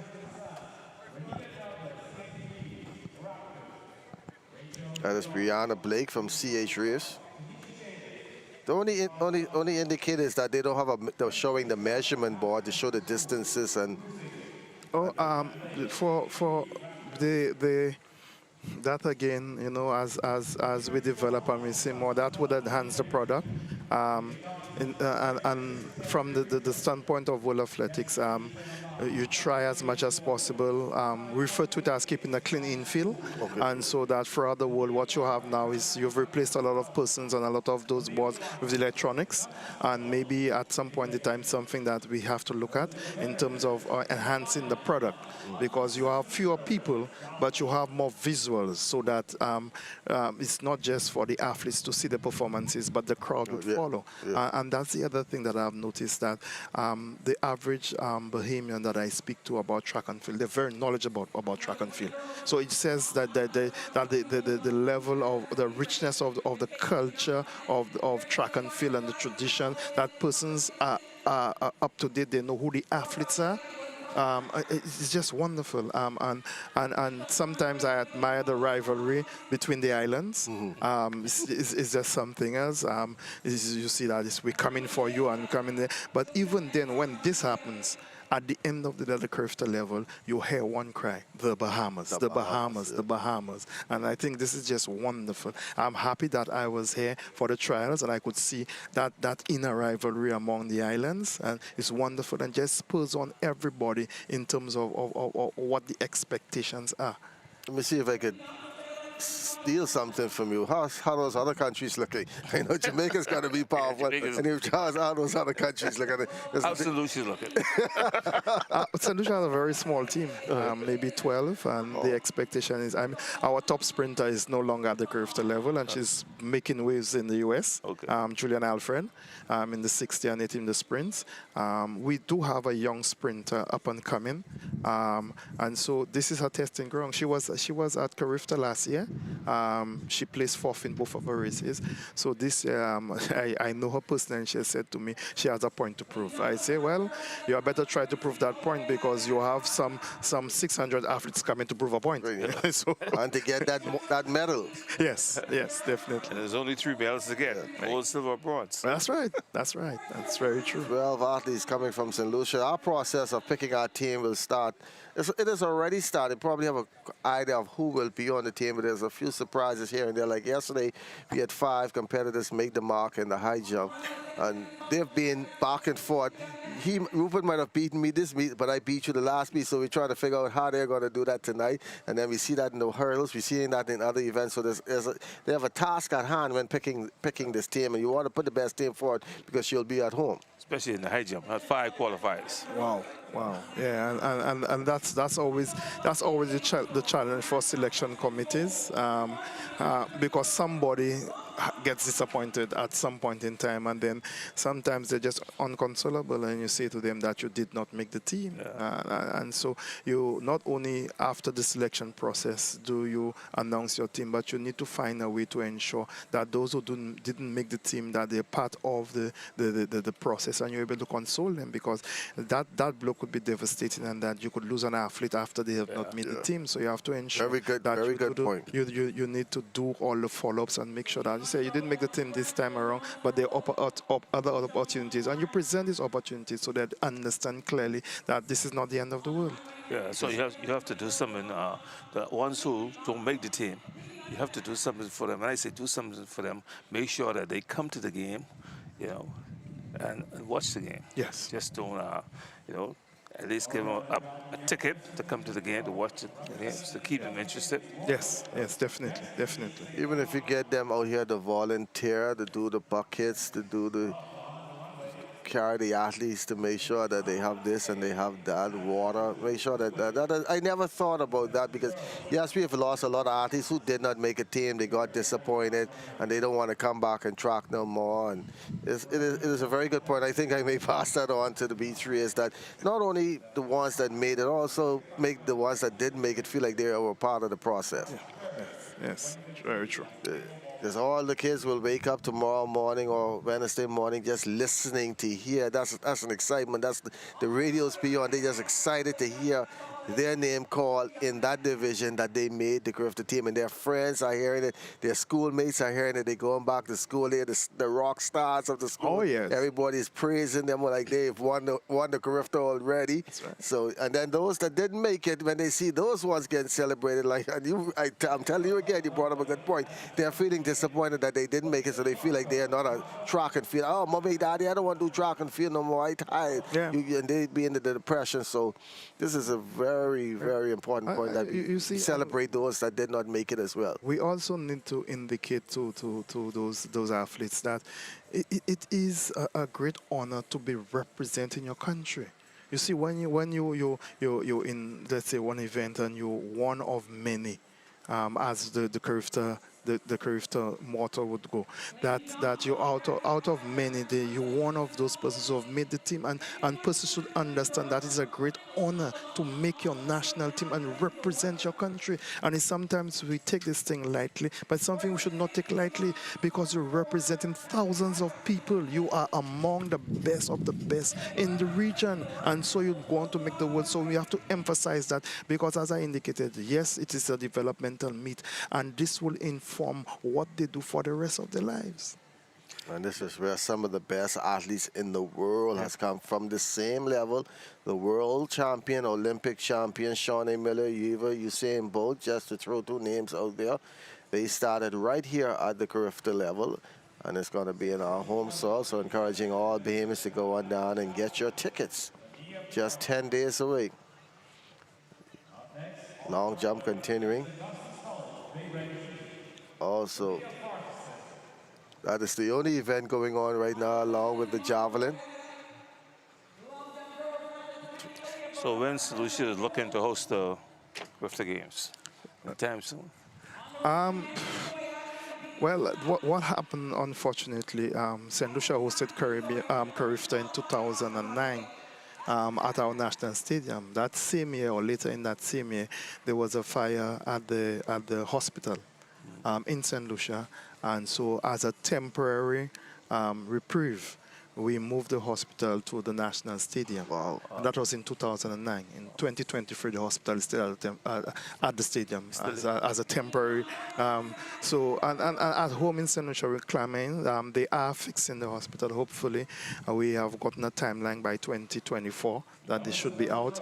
But even then, it would take a tremendous effort to bring the stadium back to where it was. And once St. Lucia has a stadium again to that level, there is plans to host the CARIFTA Games. Has that discouraged athletes from coming out, or the influx of athletes getting into They still do come out because it's for them. It's about track and field. It's about the opportunities that are presented. So they do come out. We actually still use the stadium for the track in itself. Of course, we need to cordon off certain areas and put certain things in place. But we do use the track. We do have a new track that we have put in, but the seating capacity is not as big as the stadium. It might just hold about 2,000. If you bring in the bleachers, maybe 3,000, maximum 3,005. And this is where we're going to hold the finals of our inter-schools championship next weekend. As a matter of fact, it's happening on Friday of this week. That'll be your trial, so you already picked it? No, we've already picked our team. But I may miss that because I'm really thinking that I should be in the Bahamas for CARIFTA 50. All right. The long jump continuing in the under-20 girls. One of the competitors from QC that competed in the triple jump on day number 1. See if she still has her legs underneath her. Yes. Big. That is Lanisha Lubin from Queens College. She seems to be the leader. We're getting set to exit here at the Thomas A. Robinson Stadium, and we join the broadcast at 3:30. Marcellus Hall, Chris Sanders, and Jay Philippe will be calling the action, the exciting action of the relays, 800s, 200s, and the hurdles, 110 to 80. Bahamas, you cannot miss the evening session. You have to come out. The more excitement will be there, especially those relays. Oh, yeah. You know, the Bahamas like relays. Oh, the relays. You're going to get a taste tonight of what's to come at CARIFTA because all the fans are going to be on there and they just love relays. So and here it's going to be rocking later on this afternoon. Come on down. You're going to see it. You're going to see it. And then what I find very interesting is the level of support from the general public. You come out and you support the athletes. Lubin just made the Nash. She just qualified with that jump, and you see she getting congratulated from her coaches on the sideline. Now the athlete from SAC, that's April Adley. Yeah, let's see if she can qualify. She has already made the CARIFTA qualifying standard 5.52, her best jump on the year. But Lubin just now from Queens College, she will be competing during the Easter weekend. And she stretches out there as well. I think that's the qualifying standard right there, the marker, the red marker. I think that's the qualifying standard right there.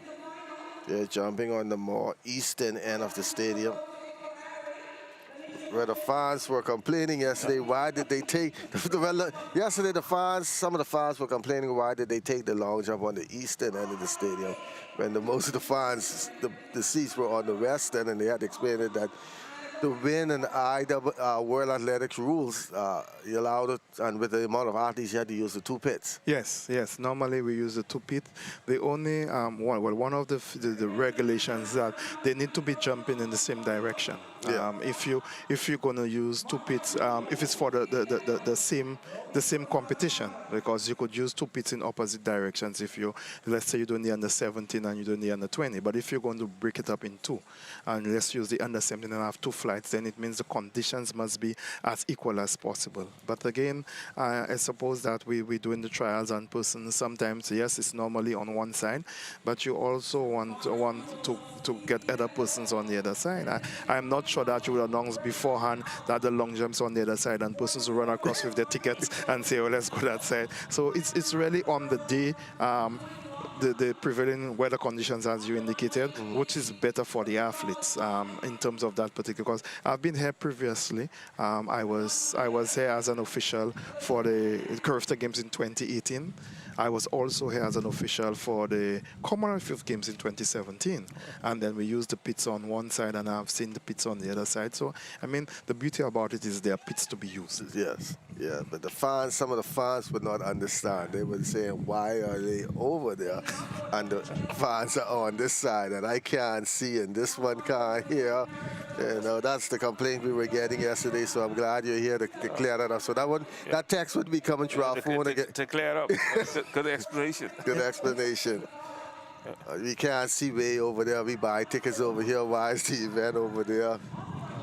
Well, you come back to them and say, but you're on the side of the finish line, and so the people on the other side can then see what's happening. So it's a trade-off. So you have to decide which ones is better for you. Yes, competitor once again. Lubin from Queens Corners, Lanisha Lubin, hitting the qualifying mark. She is happy. Got a sock.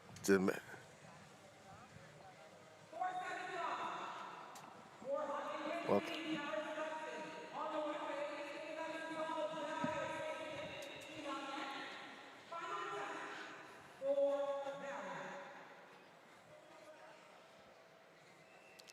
this is the finals.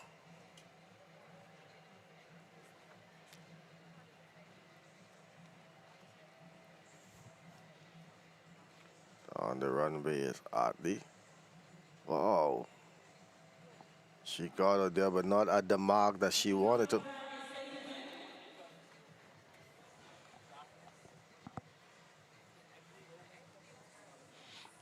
And there's the jump. But go through the phases for me. She's approach is good. Landing phase is excellent. That's why she extended. She didn't want to get back. You see her holding her hands out front. Make sure that her mark was not a couple inches back. Yeah. I saw her in the triple jump on Friday, and she was hop-stepping and jumping quite well. So to see her come back here today with those legs, she probably got the much-needed rest. Yeah. And she was back out here jumping, and she made the Carifta mark. More likely. It's been a great morning so far for field events. And the Bahamas, I think most of our medals this year are going to come mostly in field events. Look at the high jump and long jump and triple jump. A lot of medals, some of the medals come on the track also, because, our track athletes are always competing well, too. They get the qualifying standard, and it's going to be well. They can represent well. Patrick, they say Jamaica is coming. Yes, Jamaica. Besides, see what they bring in. Yeah, Jamaica is coming for a huge delegation as usual. They normally fill up the quota of about 80. Which is really the maximum in terms of the delegation. And of course, there are also options to get a few more in there. They're one of the few countries with Bahamas with a full quota. Trinidad is at the quota also. Barbados to date would have had something like about 38. A big contingent is also come from the BVI. BVI? Yeah, BVI has quite a number of as a matter of fact, they have registered close to 40 athletes. And so BVI is coming for a huge contingent this year. Remember the last CARIFTA games that they keep improving and doing better, and the program on the island is just moving up, so they're coming. Sometimes you jokingly say to them, they jokingly say to you, we're coming to be second. Mm-hmm. And I said, because we know, I said, no, you don't know. You do not underestimate the Bahamas in the Bahamas. Mm-hmm. You light a fire just now. So Bahamas, you understand that British Virgin Islands are saying that they are coming for a second, and so that means Jamaica's already won to me. Well, but persons are assuming that I'm saying, but you, in as much as that is the case, you don't underestimate Bahamas in the Bahamas. Yeah, that's true, because we have beaten Jamaica before. Exactly. We still could do it. I still feel that we could beat Jamaica in the future. Yeah. We're here at the Thomas A. Robinson Track and Field Stadium. The morning session of the final day of the B3 Race Nationals and Carifta Trials. The team will be named tomorrow. Compared to just 2 events going on, under 20 girls, a long jump, and under 17 girls, javelin.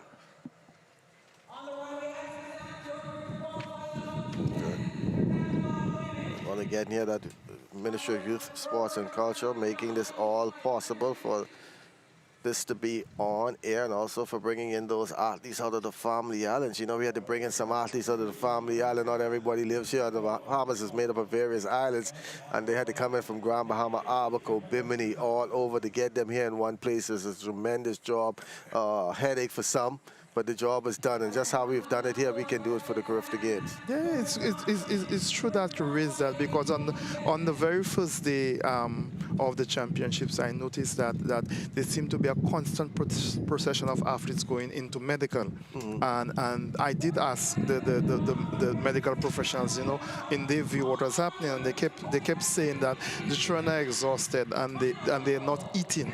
So that they're not being, in the morning, they would not have had a proper meal, and some of them are so excited. As you see, they come from the family islands. And so now it raises a question as the technical delegate in terms of the safety of the athletes. And I know it's a bit expensive, but sometimes we in the own development of our athletes, we need to look at other things other than just the track. And maybe when we have an event like that, we may have to bring the children a day earlier. We may have to have a camp. We may have to have something so that you will have them under your watch for a longer period of time. And so you'll be able to monitor them, so you make sure that they eat properly and they're not just prepared for the sport, but physically they're there, because yes, you have the mental preparation also, but they're prepared for them to go out, because what you see here sometimes a lot of raw talent. And well, again, that's the difference between the professional athlete and the amateur athlete. With the professional athlete, that is what they do and they're supposed to do it. But we need to find a way to bridge that gap with our amateur athletes, to give them that level of preparation so that they can perform also. And there's Lubin back on the runway after making that big pop. Do you feel she still has the adrenaline in her? Because she was a little smiling there. Not as far as the previous marks.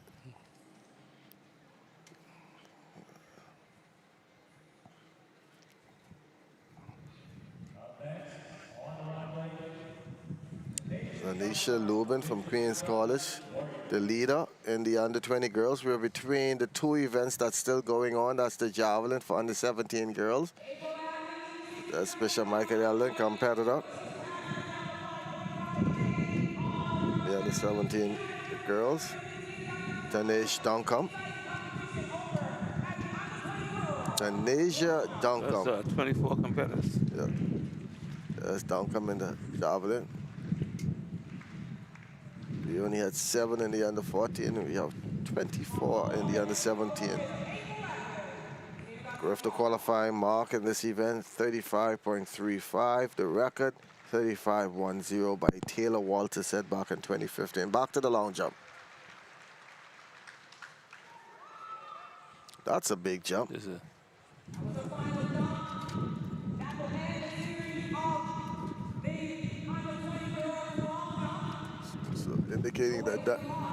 Indicating that that is over.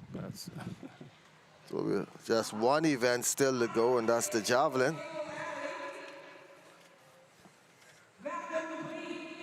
There's Christina Butler now from C.I. Gibson. The Amajal gets set up.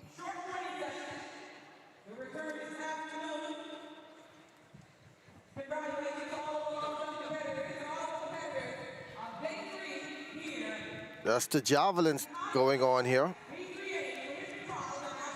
Have to turn around and come right back at 3:30. Once again, the broadcast will be anchored by Marcellus Hall and Chris Sanders, along with Jay Philippe.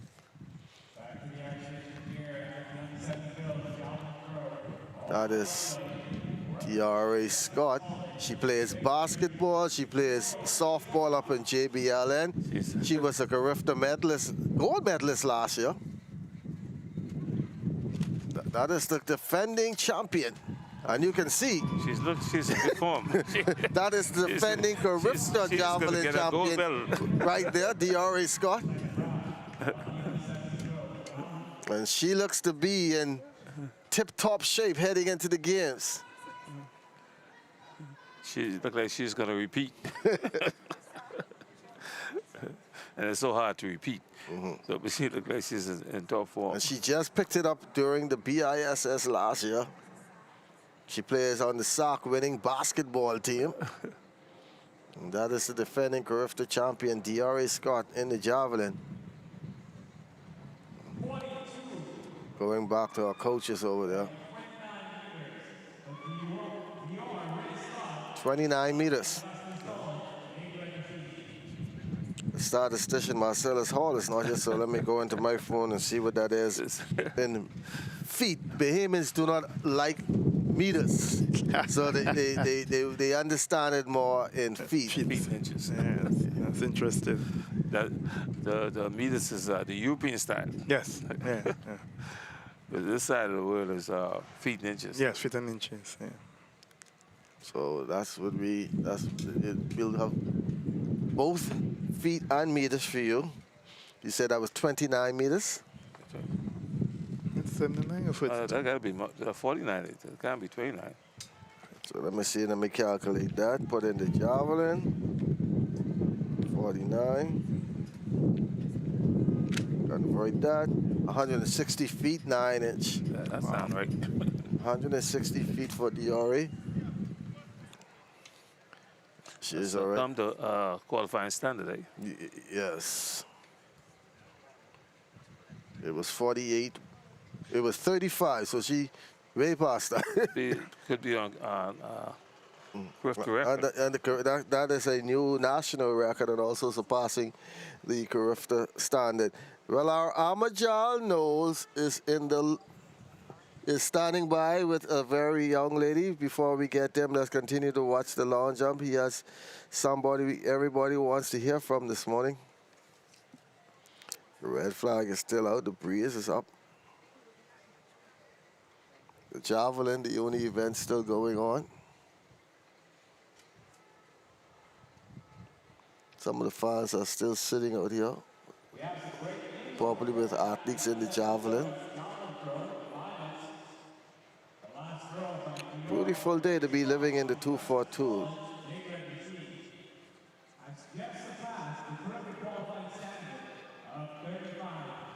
Wanted to go get some rest before I come back later on this afternoon. Head to the.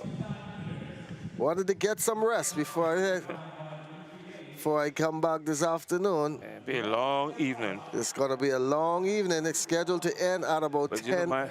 You don't mind being long because it'll be exciting. Yeah, exciting and long. Yes, so there's the RA in the background. Still going through her technique-wise. I'd like to thank the ZNS crew for 3 great days. Getting up early in the morning, being here late in the night to make sure that the Bahamian public get to see our young athletes as they get ready to represent the Bahamas at the CARIFTA Games. Like I indicated earlier, Amajal Knowles, he is soaring high this morning. He's with a young lady that has a big smile on her face. Good morning, Amo, again. All right, thanks, Fish. Currently joining me is Lanisha Lubin from Queens College. You asked the team the CARIFTA standard in the girls under 20 long jump. Lanisha, just tell me a bit about the feeling. Hey, so the jump was really, I wasn't planning on, doing that, but I was just planning to qualify, but I exceeded the qualification mark, and I tried my best, and I tried to focus, and I want to give all the recognition and all the praise to my Heavenly Father, because without him, that wouldn't have been possible. I am just recovering from an injury, so it's really a miracle that this happened, so yeah. Obviously, not your first time around. You competed in CARIFTA last year in the triple jump. Just tell me, how does it feel to possibly represent your country at home? Well, I'm very excited because in Jamaica last year, it was really intimidating being in another country and the entire stands was filled with Jamaicans. But now I'll have the support of the Bahamians, so I'm really excited, Tell me a bit about the support from your family. You told me you have your aunt out here, your mom, and some of your other family members. Yeah, so I just want to thank my mom for always supporting me and believing in me, my coaches, and my family members, my aunts, and my sister. All right, thanks, Alicia. Congratulations again. Fisher, back to you. Thanks a lot. A pretty great interview there by Amajal and Lubin. She is happy to be home. She wants to compete. She was a little intimidated by the Jamaicans last year, but if she thinks that the Jamaicans don't travel, she get a surprise coming for. They will be here as well, full stock in the stands. Yes, yes. They will be full stock in the stands, and there are some of the competitors still sitting out there in the sun for the under-17 girls javelin. There's 24 of them. That's the only event still going on. I just love that interview, thanking God and everybody for the possibility of making her. She still haven't heard her name called, but she's sure she's going to be on that team. She is sure she will be on the team, and the name is released tomorrow. Yeah, the sports news come over at 7:45? 7:45. Oh, they can be up from 6 o'clock. The TV on, the radio. I wonder if I got to make sure and confirm with Coach with Jamaica Archer tonight if the team will be announced tonight or tomorrow, or do they have a meeting tomorrow morning? Because the meet is ending late tonight. By 7 o'clock. And then the selection committee will meet right away. And that'll probably be a short process, because when you look at these results... I'm telling you, the meet is going until 9:55. If you look at it, the final race is 4x4 under 20 boys at 9:55. 9:55? Oh, they can be up all night. They can do that tonight. Uh-huh. You see? And probably tomorrow they will call the other members of the executive team and the coaches, the clubs and stuff, to name the team and ratify it, because sometimes it be a lot of politicking, but I can't see no politicking on this team. If you pick a full team, you can't go in there to try to get somebody on the team, because there's a full team. Who you gonna take off? You know, that's what Mike like to say. Mike Sansman, who you can take off? You're gonna take off your athlete to put on somebody else. But like you said, we can't wait to see what's gonna happen come tomorrow morning. They have to put the best team. They have to put the best team forward. That is Haley Thurston from Temple Christian, now with her throw. The event still goes on. So you know what we're up against, Patrick? We're up against a tough task here. Oh yes. Tough task here. Yes. Starting tonight. Team selection is this evening. Yeah, it ain't be easy. I love the fact that I'm on the outside as the technical delegate. So the final thing comes to me. I'm not involved in selection. Yeah, so once I get the final thing, that's what I Yeah, so when you get the names, you scrutinize it to make sure that the birthdays and everything is okay and everybody's in. So we actually do that at the Games Village when they come in, because everybody goes to the Games Village, which is this year is at Super Breezes. So once you come in with your team, then you go through the screening process, which is really to ensure that the birth dates are correct, you're in the correct division. Of course, I would have done that before from a technical standpoint, because I get all the registration forms, and so I could advise them sometimes what to look out for. And once you've done that, they're in, and you get their accreditation, and then you move on to the competition. that is Rochelle Lyons from Queens College with her throw. Rochelle Lyons. I think one of the discussions that that we need to have as a CARIFTA family is it has to do with the divisions, and especially with the lower divisions, because I saw on the track this brilliant young lady who did the 200 and 400. 13 years old. 13 years old. 13 years She's old. not eligible. But the division is under 17, and as an under 17, you're talking about 14, 15, and 16-year-old. So in as much as she's doing extremely well, the question is she eligible for CARIFTA? Yeah. And so it really begs the question, what do we do as a CARIFTA family?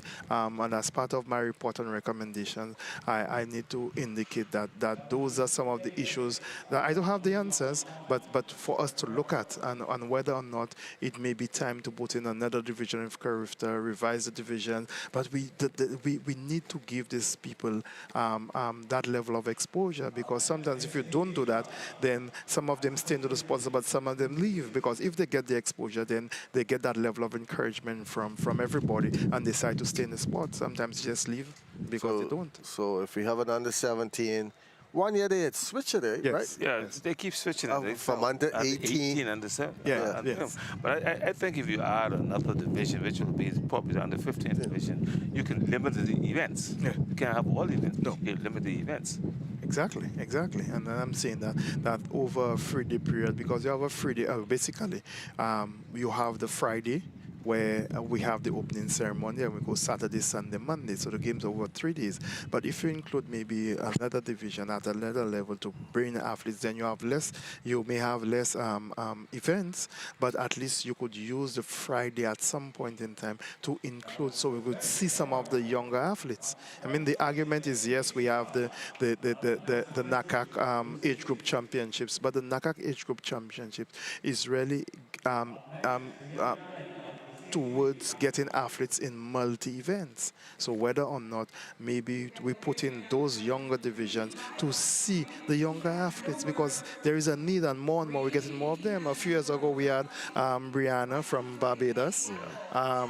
I think there's this brilliant 1500 meter runner from Trinidad now who's making the rungs and making the waves. I know some years ago when Julian Alfred was 13 years, she couldn't get into CARIFTA, and the following year she was 14 and should have made the team. She was injured. And so sometimes these opportunities go a begging, and sometimes you need to just see the talent at the time, because what could happen next year is this young girl, suppose she's injured and she can't make the CARIFTA team. Because I know she's looking forward to be on the CARIFTA team. Now she can't be on the CARIFTA team. So what do you do? Well, she's being asked that question all over. And you can see the disappointment in her face that, yes, I'm running as fast, or even faster than the other 17 girls, but I still can't be on this team. Because she runs faster than the under 17 girls. No, and she cannot be on the team. Yeah, those are the discussions that we need to have as a family, because as I indicated from very early, this is a developmental meet, and what are we looking for? And so we need to craft the meet in such a way that it suits us in terms of our own development. Yeah. Because just this morning I asked a question: can an under 17 girl come on under 17 athlete be in the under 20 division? And the simple answer to that is no. Because although you may be under 20, although you're under 20, your division is under 17, and you cannot move throughout the divisions. You're under 17, you're under 17. So you cannot take an under 17 athlete and decide to put that athlete in the under 20 division. One time ago they used to do that. Yes. One time ago they used that 13-year-old running CARIFTA. Yeah. But now the rules have changed, so that's where it comes in now to add another division, which will be under 15, and less of the events. Yeah. I think Tasia Thompson from Sister Mary was just there on the runway, and yes, it's very disappointing that, and because at young ladies too, at a certain age, you tend to lose them. Right. But if you get them at that young age and they see that there's a future for them, they may stick around. But when you see them reach 16, 17, they have other distractions. Oh yeah. And that's why you look and see at the under 17 girls sometimes run better times than the under 20. Right. And that is why, because like you said, that there have been changes in divisions, because at the world level you have the under 18 division, and not the under 17. CARIFTA has chosen to stay with the under 17, although 1 or 2 years we did experiment with the under 18, but maybe we may have to look at it again, maybe under 18, and as you indicated, an under 15 division, so more persons are coming in and to do so. But the rationale behind the under 17 is that you would do the under 17 division, you would get your athletes, so you now have 1 year in which to get them ready for the under 18s. But again, we have to look at the strategy and see what works best for the region. Yeah, I see. I know you all will come up with a good idea. Yeah, looking forward to that. A lot of young parents are also looking forward to that. They want their kids to have a chance to compete. We also have some under 13, under 14 girls that runs better than the higher level of the under 17. And not only that, as time permit, you could put on some exhibition events for them. You pick out the top 8. And by adding that extra division, that's where you might have a chance to win more medals and overthrow Jamaica. Because I'm sure we have a good under-13 team here in the Bahamas with some girls. Young lady 56. Yeah, along with some of those other youngsters.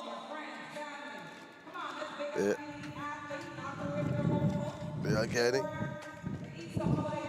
They're getting ready to wrap things up here at the Thomas A. Robinson Track and Field Stadium.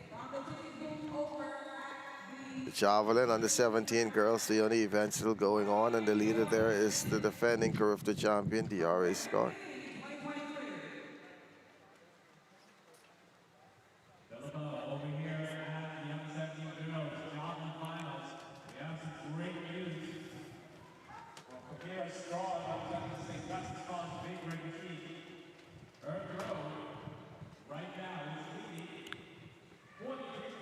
Right now, that is Tasia Thompson.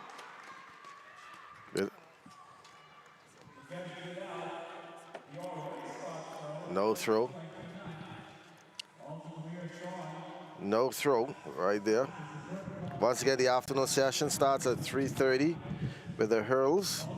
Then they go into the 800, then the 20-meter finals. 4x1 and 4x400 relays, showing your school pride here and there.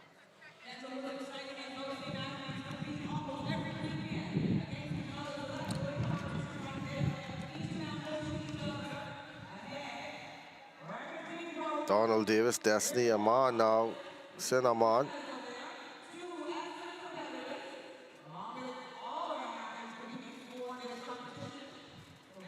We'd like to thank Patrick for joining us here on the broadcast here this morning and for highlighting us on some of the events, especially with the Bahamian public with that long jump and opening up that discussion about adding another division, which I know also Bahamians will love to have.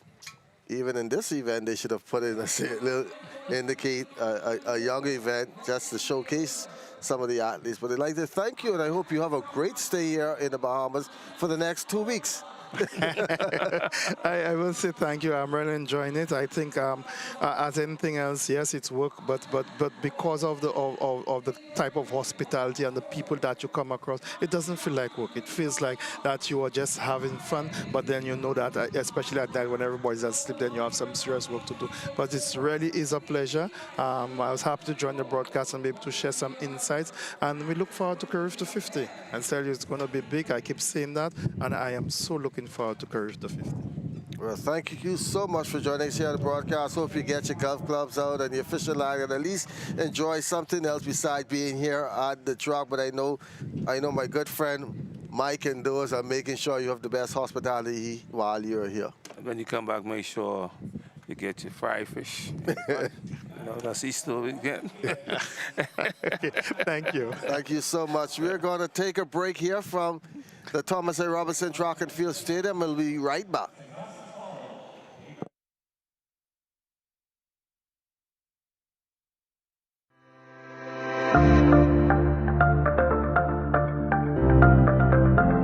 Just do the 2 and 4. The 2 and the 4. 2 to build up your speed for the 400. Run some hundreds and all that for your speed. It's just endurance. And do some swimming. Do some swimming, help with your breathing. Yeah. What's better than a pep talk from the Prime Minister heading into CARIFTA 2023 to get you going? Good prospect going on. Oh yeah? What's your time? Which one? 11:86? That's good. Yeah. Team CARIFTA is gearing up to take the track by storm, and the Prime Minister says he and the country are geared up for gold. I'm happy to see the number of young people who are engaged to make the team for CARIFTA. Those who already made it, the efforts and the work that they're putting in, they're clearly ready for 50th CARIFTA. You see, 50-50. And what I'm looking for is that we take home the gold. The National Stadium is undergoing a facelift in preparation for the 50th Games, set for April 7th through 10th. Youth Sports and Culture Minister Mario Boleg. The NSA is also ensuring that the practice track will be used for CARIFTA is being refurbished and re-prepared and ready to go along with this track, while we have the contractors ensuring that the physical structure of NSA and the stadium is prepared and ready for Carifta. So all of those works are going simultaneously, and at the end of the day, I think we should ask all Bahamians to come out and support these young people. And 3 weeks out, everyone should mark the date. Prime Minister Davis already has. And I'm looking forward to it, and I just wanted to encourage them, let them know that we are behind them, and I will be in the stand cheering them on. Keeping you in the know, this is OPM Press Now.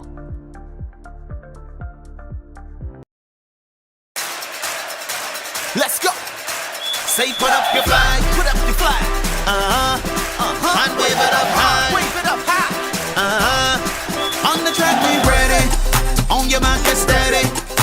Running and jumping, hopping and throwing. Bond if you want it, you can come get it. So we rip up the track, we faster than flash. We just come to win, we just come to win, we just come to win, go. We just come to win, we just.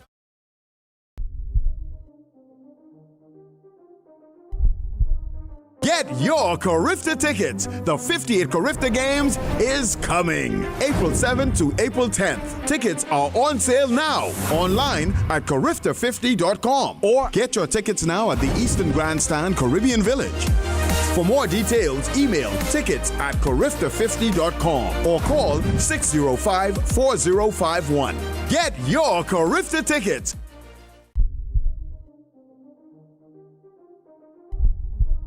Get your Carifta tickets. The 58th Carifta Games is coming. April 7th to April 10th. Tickets are on sale now. Online at CARIFTA50.com. Or get your tickets now at the Eastern Grandstand Caribbean Village. For more details, email tickets@CARIFTA50.com or call 605-4051. Get your Carifta tickets.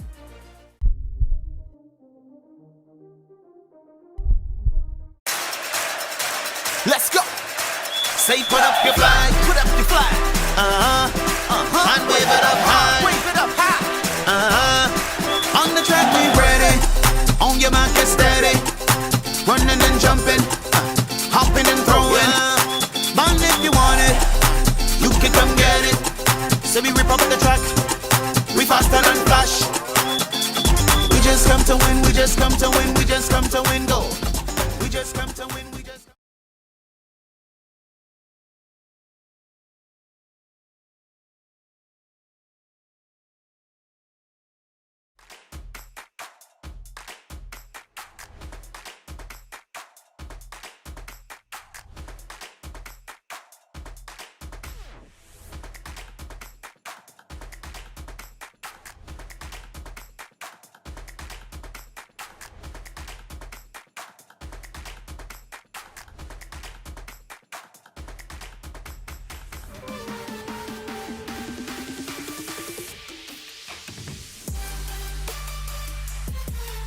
Good morning, everybody. We're still here at the Thomas A. Robinson Track and Field Stadium, the final day of the B3S Nationals and Carifta Trials as they get set to select Team Bahamas, which will be announced on Tuesday. One event still going on from this morning session. I'm still joined by Coach Rupert Gardner. Also on the sideline is our Amajal Nose. And Rupert, we are into the Javelin DRA squad right now. Way out, we're going to get an indication of how that event is going. But right now, we can tell you that DRA squad, she is your leader. She is the defending Carifta champion, and she already surpassed the Carifta qualifying mark and a new national high school record this morning in her first attempt. Well, I wouldn't be surprised if she repeat as champion at the Carifta Games, because she just set a new record. She could see that she's ready and she's in shape to do a repeat. So that's a gold medal we could put in our pocket. That is down coming there from Bishop Michael Elino in Grand Bahama, scratching on that throw.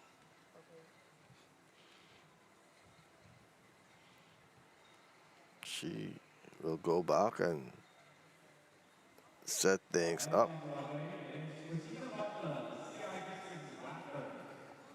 So we now check in now with our sideline reporter, Amajal Knowles. Amo? Thanks, Fish. Well, obviously, the last 3 days have been very busy for us here at ZNS, but making that process somewhat easier with some of our volunteers. Joining me is Miss Teresa Lewis. Teresa, just tell me a bit about the experience in working out here along with us and at the event. Morning. Besides having fun, it was very active because I would go and get the results from the Baako officials and take it in to the tech room and ZNS, making sure that the correct results are in. Just tell me a bit about, obviously, you're a track enthusiast. How often do you attend these events? Oh, I attend all events. I'm a track enthusiast. I'm always out here. So I know what it is when the athletes want to make sure that their results are in and in on time. What's been your perception of the game so far? What have you seen from the athletes? Oh, I've seen a lot of improvement in a lot of the athletes because a lot of them are trying to qualify for CARIFTA, and they did. So I've seen a lot of improvement in them. Thanks, Ms. Lewis. For sure, back to you.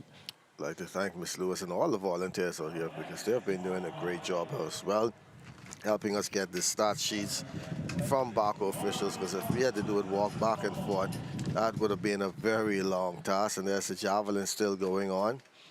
24 competitors, but they should have winded that down by now because they've been out there pretty long. They should already now have the top 8. 1092, that is Haley Thurston from Temple Christian. She's right there, and the breeze has now picked up a little bit. You saw the javelin, you can see from the officials' flags in their hand that they're throwing into a headwind. So you saw the javelin just stick up there for a couple seconds and then decided to come down. And decided to come down. And that will be a scratch as well. So Thurston will get a no distance mark. Up next, CH3 is Rihanna Rania Douglas.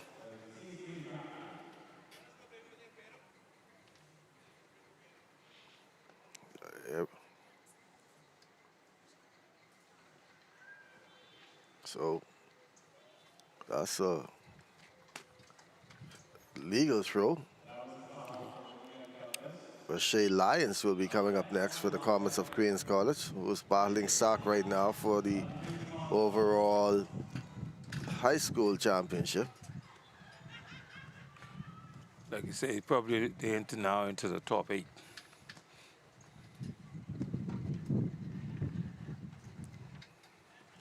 Big disparity in terms of distance when you saw the Irish distance.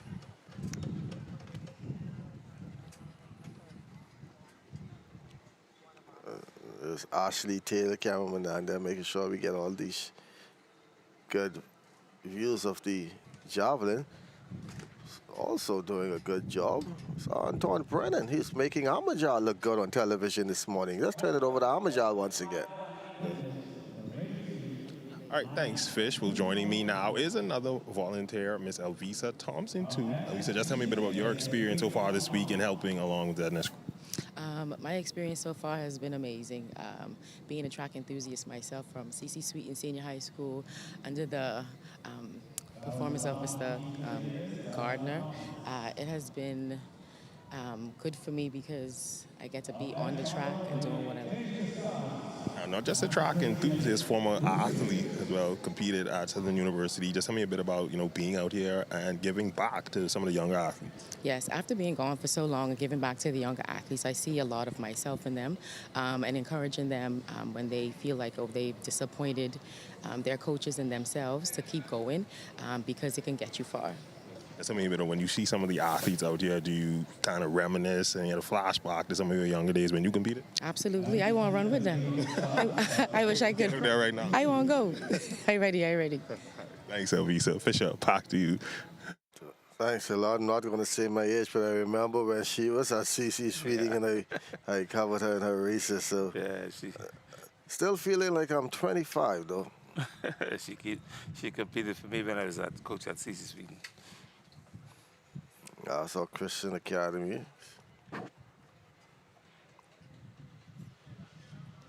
She was waiting to get 809. That is Kamara Strawn soon to come up. Brianna Blake from CH Reef with the throw, and that will get the white flag, so that's a good throw. Once again, this is the only event still going on in this morning session. We had the hurls this morning. 2 hurls went straight to finals, under 17 girls and under 20 girls. Also, the under 17 boys went straight to a final. Under 17 girls had 2 heats. Under 20 girls went straight to a final. Under 17 boys went to a final. And then we had some competitive heats in the under 20 boys, 110 hurls. We have at least 4 athletes making the Carifta mark. I can't wait to watch the season, the hurdles, the under 20 boys hurdle, because you have three qualifiers. That's the problem. Only 2 could go. Why are you calling it a problem when the best of the best will represent the Bahamas? See, Fisher, I know how these parents go. It's not the athletes, you know. It'll always be the parents. Camara Strawn.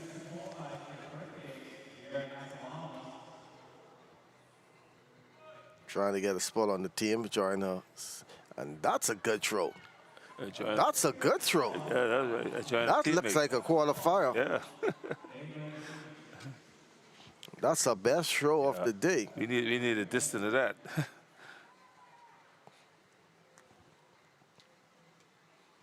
Well, you know your reaction and when they call it out. Let's see if we can get it.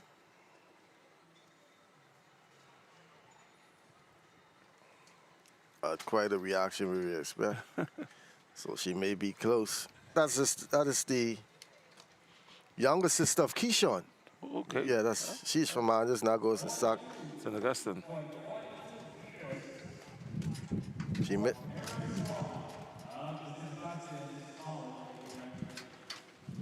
She's just a meter short. Oh. I'm sure nobody else qualified. She'll be the selection will be look at her.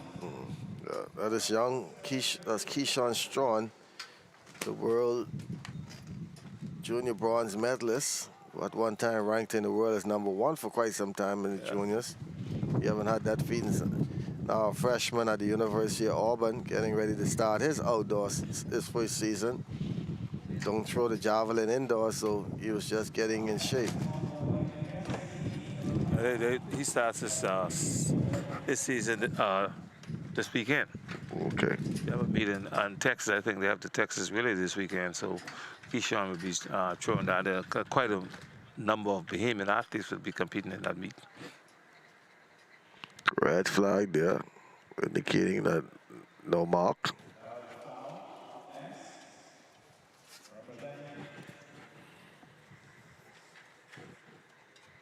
Shannon Schroer, Kyle Poitier. So right now this is a two-girl event. Strawn and Scott.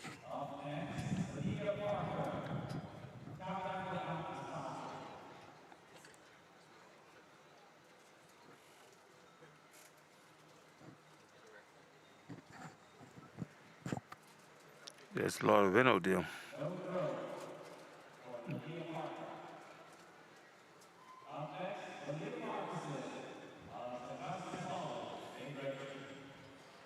It's so amazing that track events could be eliminated, but the field events can't be eliminated. But they're throwing into a headwind. We have 4 competitors from SAC in here, so they'll be picking up some points. Only 2 can score.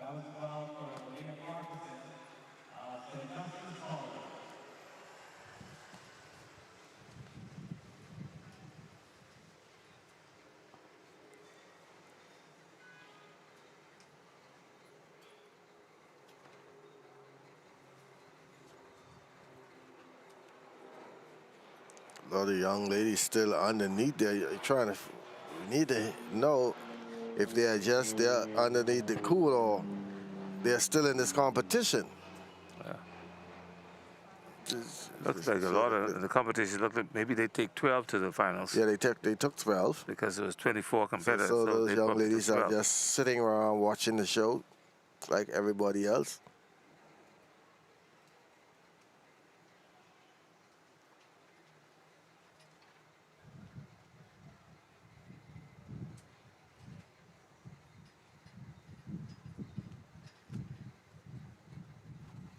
So you can't tell if they're in the last round or the fifth round, because there's six draws, first three, then the top 12 go and continue the next three. Do not look like they're sifting through. Overhead shot. Just sifting through names, waiting on our volunteer to come back and let us know exactly what's happening that way. I can see her walking back with the paper in her hand now.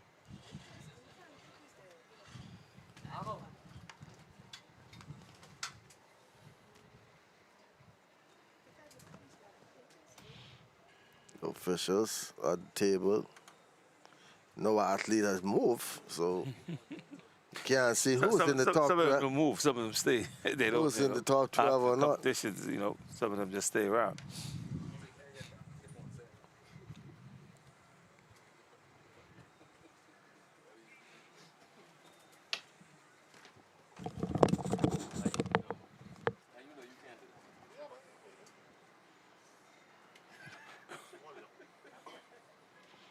Girls are out for the first event later on this afternoon.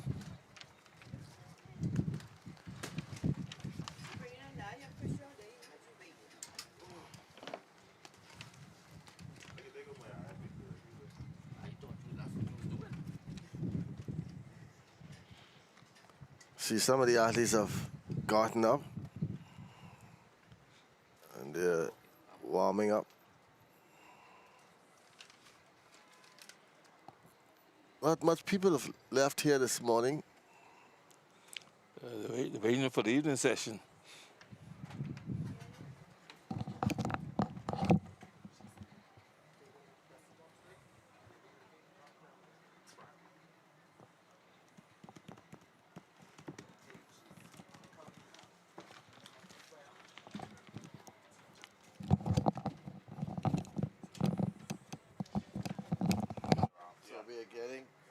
Indication now that they have moved into the top 12. So let me see if I can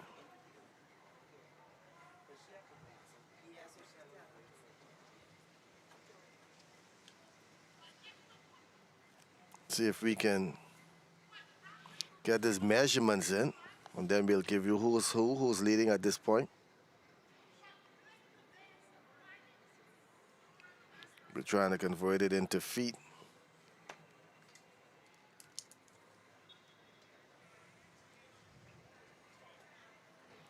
Rupert, I'm trying to start a station today. All this for the Bahamian public so they can get a better understanding. Yeah, they want to hear feet and inches, no meters. We have a pretty close competition so far. I try to figure why they went to feet and inches, and the European and meters. If you're on this side of the world, keep the feet and inches. If you're on that side of the world, keep the meters. Okay, so let me just calculate one more thing, and then we'll be ready to rock and roll.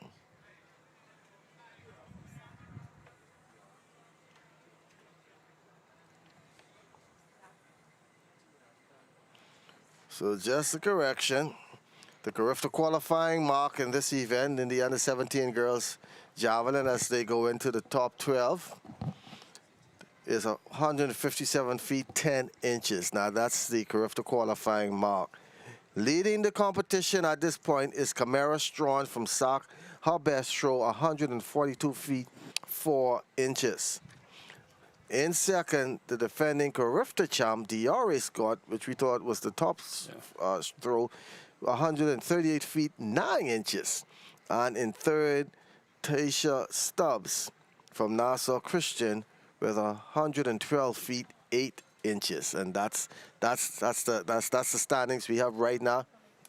That's the standings we have right now in the under 17 girls javelin. Had to do some calculations. Wasn't good at maths in school.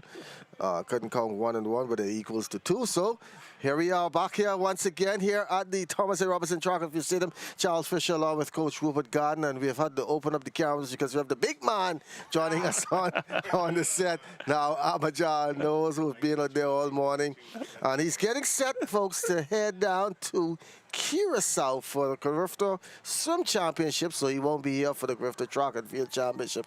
He's getting ready to head down there for that. And Amajal, we've had a slow but very exciting morning so far. Yeah, I think obviously it's a Monday morning. The weekend, you kind of see a lot more people come out, but obviously it's a Monday morning, so the crowd wasn't necessarily here for the opening session. But obviously we had a Carifta qualifier in the girls high jump, javelin still going on, defending under 17 javelin champion Diori Scott. She's making a move. So I think you still had some pretty exciting competition here today. Rupert?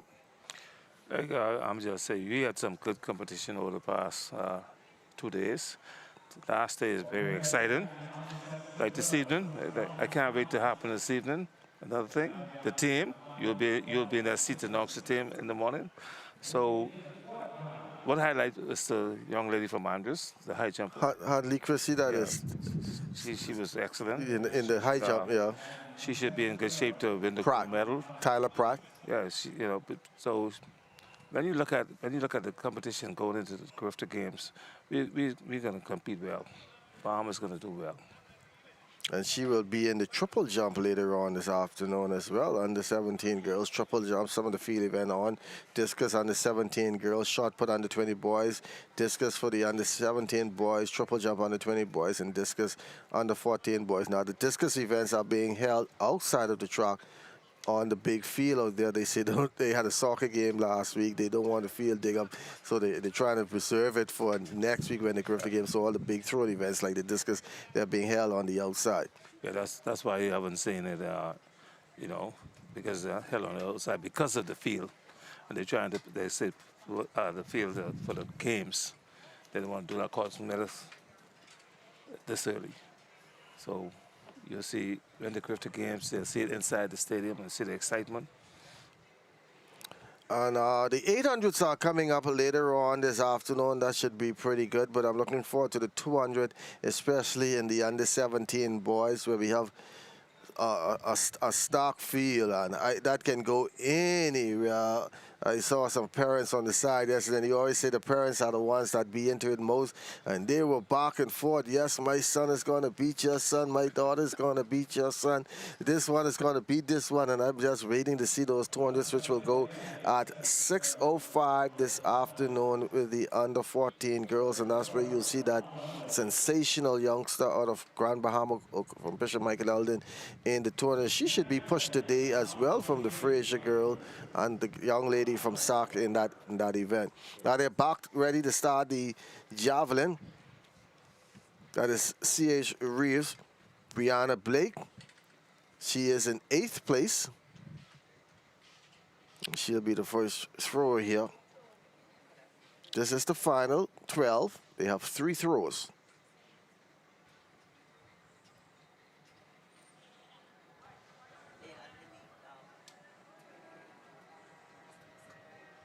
Fish, you didn't get to mention the relays also later tonight. I know Rupert is a relay expert, specialist, so to speak. What do you feel about the relays tonight? I feel the relays are going to be very exciting because, like I said, there's a prize for the pen relays, and everybody's trying to win that prize. St. Augustine have a good some relay teams. Then you have the teams of the Grand Bahama. But guess what? Over the last few years, the best relay teams have been coming out of where? Moores Island. Moores Island, but Moores Island is not up to par like they used to be, but they're coming back. But now, when you talk about the relays, I won't give nobody an edge because QCs have some good relay teams.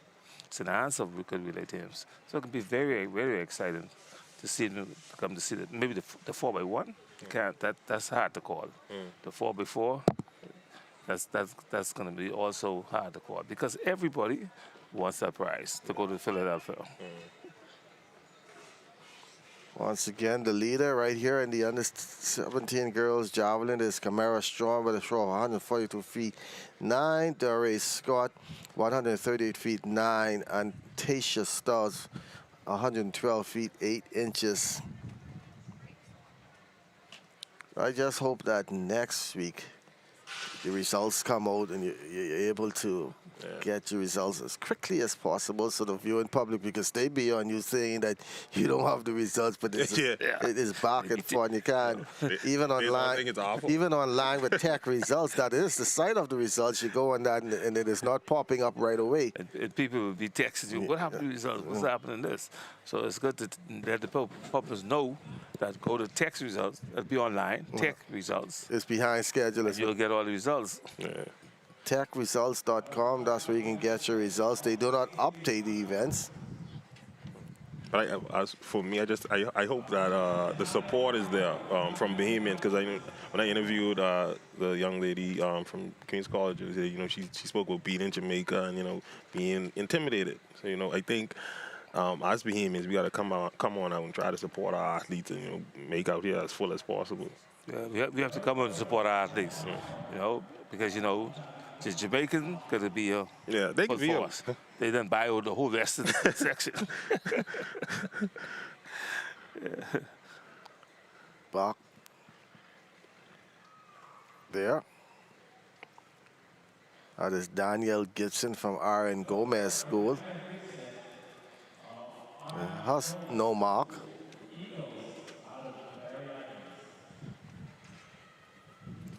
So we saw back-to-back throws with no mark. And also the wind could be a big factor in this event also, because they're throwing against the wind.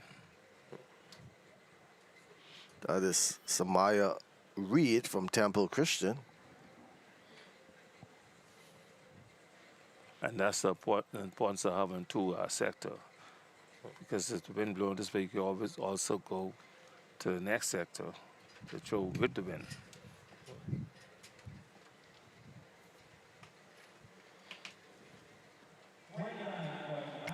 Just getting these are the final 12. Each will have 3 throws.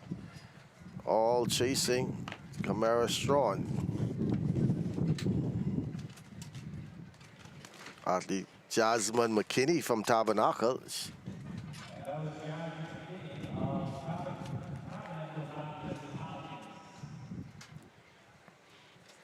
And no indicator to let us know the distance. And it was good what Patrick said from the technical committee, that they're trying to move any apparatus that's in the way, but you still have to let the general public know that is the leader, Russell from SC Bull. And I hope they can have, put it up on the board or something there where the general public can at least see who the distance are, because not only are the athletes following, but so are the fans. Yeah, because you can put it up on the board, you go from track to field events. Yeah, you see, if folks are asking, where's the distance, they ask us all the questions. We don't have the answer, we're here during the broadcast. And we've asked these questions, but they're still waiting to see. Up next is Rashay Lyons from QC.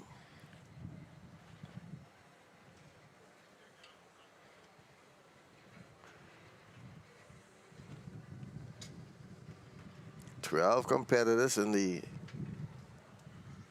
under-17 girls javelin. We're staying right here.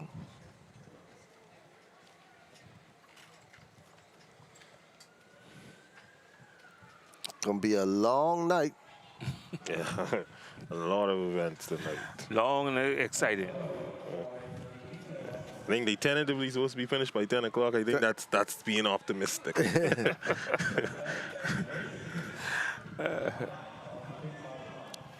I wish the meet could have started at 5 o'clock this evening. Make sure those fans could come out. Yeah. I mean, they're coming out. Yeah. And then you have the school kids also. Yeah. To cheer their school on. And Easter break doesn't start until next week. I think school closed on Friday. But Rupert, we've been holding our trials and for the last few years, 2 weeks before the games. Isn't that a bit too late? And Patrick made a good observation. The only country they're waiting on now for names to come in is the Bahamas. I felt in a way, oh, wow. You know, over the years, Keely DeVoe, that's your throw from QC.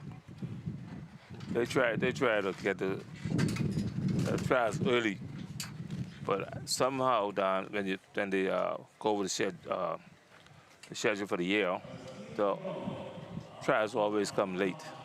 But I think it's time for us now to correct that. Jamaica already picked their team. Everybody can pick their team. Here it is now, 2 weeks of competition. 10 days, not 2 weeks, kids. Say 10 days. Sometimes you think that it kind of puts us at a disadvantage, especially when it comes to things like relays and stuff where you have to work on, chemistry with certain the chemistry athletes. probably wouldn't be right. That's why the United States always drop the baton, because of chemistry. The team's just forming, and then you're trying to put the team together. Christina Butler, not to cut you off, Christina Butler from C.I. Gibson, your next competitor in the under 17 girls javelin. She's getting out there. Yeah, I think it's really too late to be picking the team 10 days. And even though you don't have to travel, you're on home soil, there's still some things that you need to tweak here and there. If the island athletes who make the team, are they going to go back? Are they going to stay? Yeah. Where are they going to stay? Because school work to put in place. School closed on Work Friday. with the relays. Yeah. Like, I don't know if you may have some insight on it. So what may be some of the positive advantages or benefits for our athletes with the games being here? Because obviously you don't have to deal with, the travel and accommodations and all that you have to deal with normally when you travel to another country. Tasha Stubbs from Nassau Christian Schools with her first throw in this field of 12. Yeah, good throw. You don't have to travel, so it's a good benefit for the team, because the team don't have to travel. It's here, but the team is still picked too late, because, like you said, the kids who make the team from Grand Bahama and the young lady from Andres, they have to go back home, make a turn around, come maybe this weekend, because they say school closed on Friday, the game start next week Wednesday. They have to be in place. Just like Fisher said, you have to find somewhere for them to live.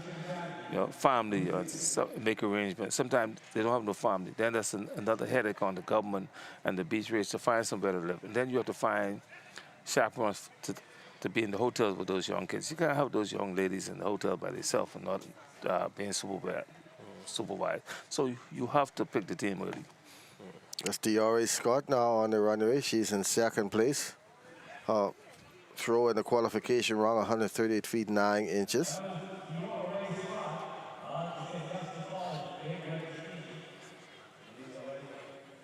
$138.9 for a throw. See if she'll better that.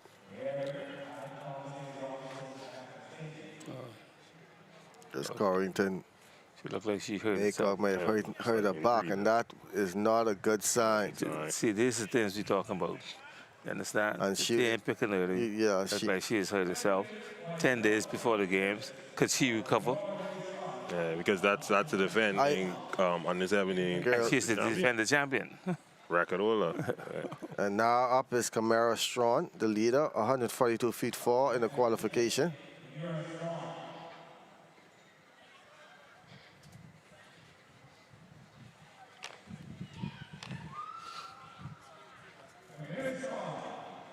She gets a good throw in. Yes, it'll be the debate now heading into the games, and if you don't perform above Bahamas, to say Bahamas always have you on this high level, or why they picked the team too late. They should have put my son or my daughter. I'm just waiting to hear about it now. Yeah, it's going to be a lot of discourse. I'm going to get beat with some calls and texts as well, because I have no. I don't start getting calls. I let you know I have no. I'm not even going to be in a meeting. All I do is when I see the email and they send it to us, and that's what I have to read. I don't have nothing to do with the selection process.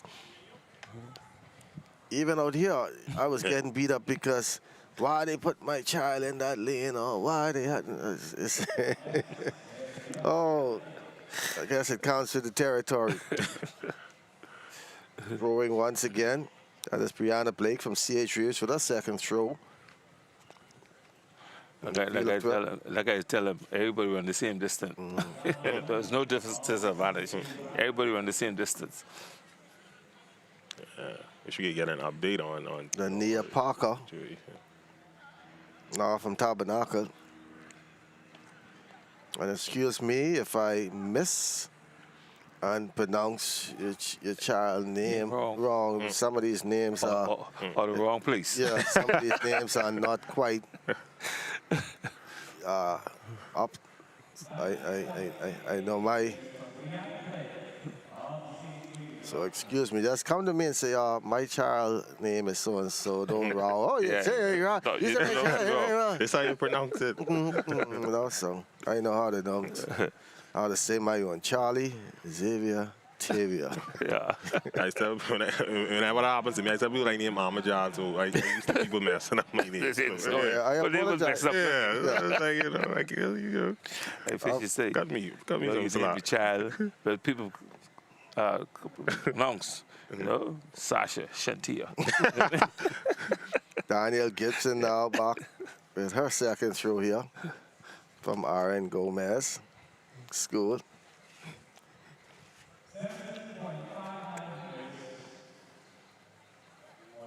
Trying my best. It's been a long morning. Crew's still out here working. She stopped. No mark.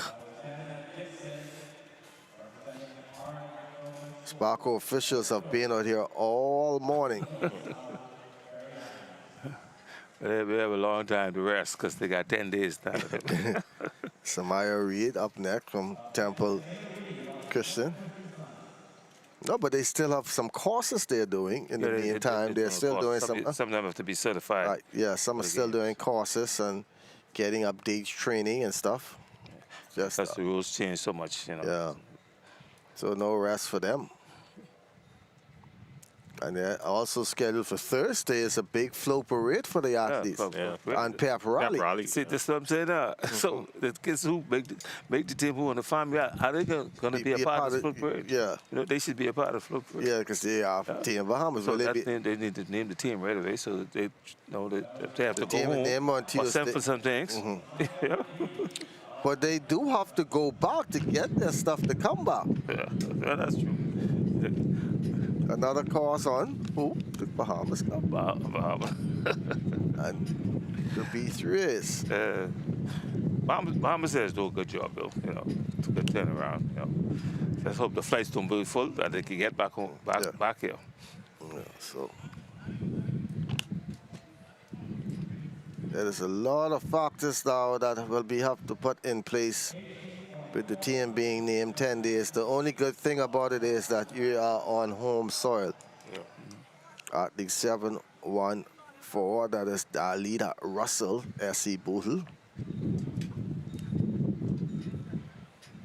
She is currently in 8th place.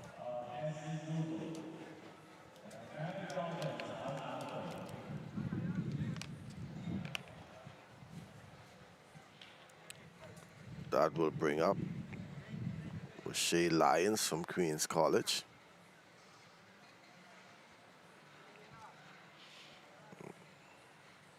I hope tonight we get to see a lot of the school students come out to support, because I think an underrated aspect of the event, I know CARIFTA Trials is obviously to the forefront, but it's still, high school national championships. Bragging rights amongst the schools is still very important.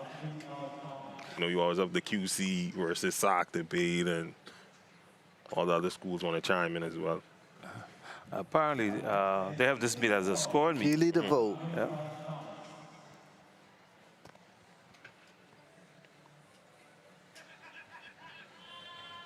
And just looking to see if Tiori will throw again. Do the throws from the qualification round carry over? Yes, carry over. The throws carry over to. So Coach Maycock can do it. So even if you don't throw that same distance in that round, it still goes carry over. So you could throw bad and you still could win the championship. Tasha Stubbs from Nassau Christian School. It's no longer Nassau Christian Academy, it's Nassau Christian School. NCS told me about that change during the softball season. I think earlier a school called Special Education. Where's that? Special ed, yeah. I found out where the next school was in Calabash Bay, Andres. I'll have to find out today. The special ed. C.I. Gibson's thrower.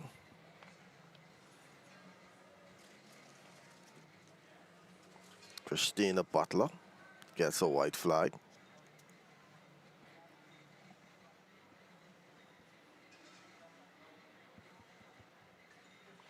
Well, thank you folks in the Family Island for tuning in. Andres, Grand Bahama, Abaco, Bimini, Eleuthera, also right here in New Providence.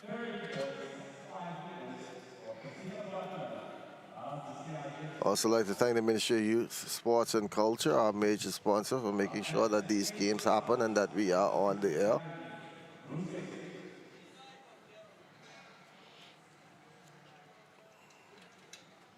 Tasha Stiles from Nassau Christian, trying to move up into medal contention and also get into Team Bahamas. Good height. That's one of her best throw of the day. Yeah. Most likely, right after they go into more rounds, it tends to get better. Some people get better, some people get, you know, but look like she got better.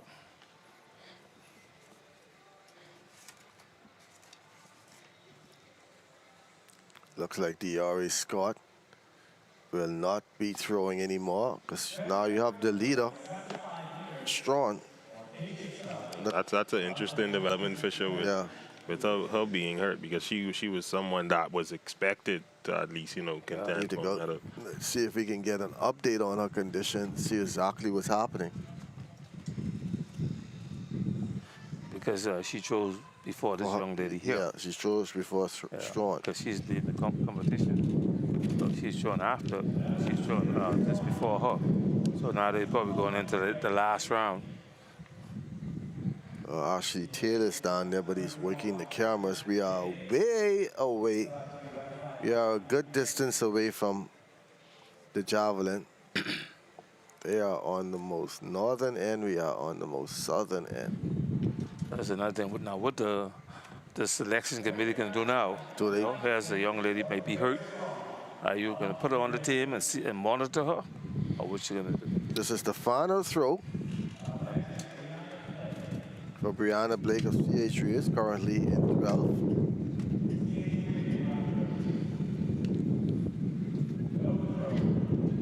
No mark for her. She probably step over the line.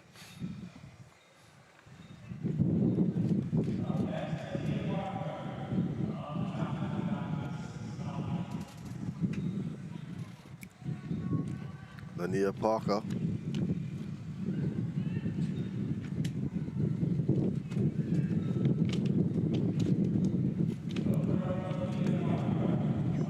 Tell the man I would get an update from over there.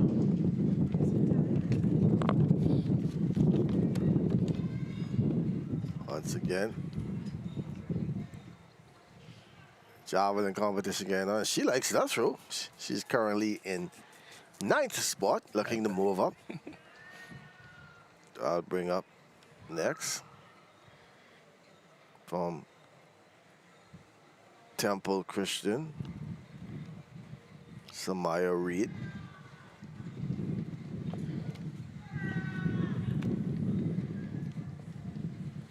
That Carifta does normally be the case too.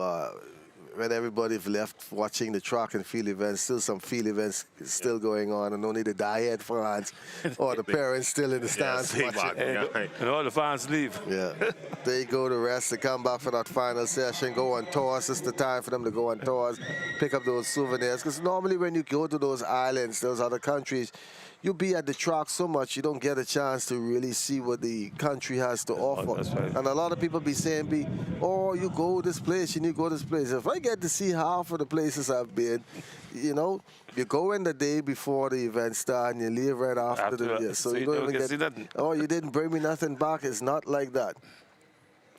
That is Jasmine McKinney now from Tabernacle.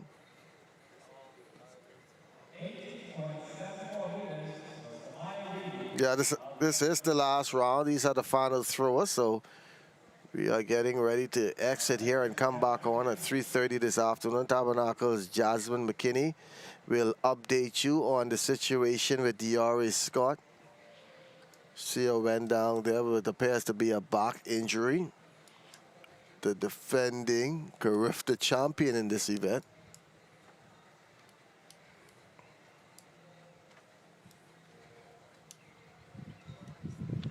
That is Delita Russell now from SE Bootle. No, it doesn't look like anyone is going to catch Camara Strong. She has the top throw. She gets in a mouth. It's no true.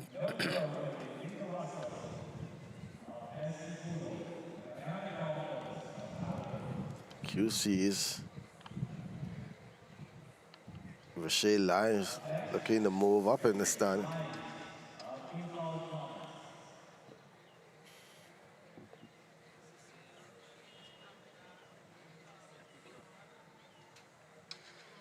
No runway, just a throw.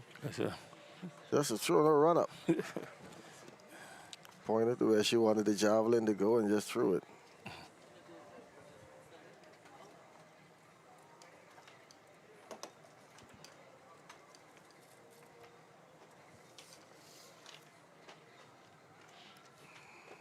QC with two competitors in the finals. QC uniform looking like the Oregon Ducks. Yeah. Track down USA. Yeah, USA track down.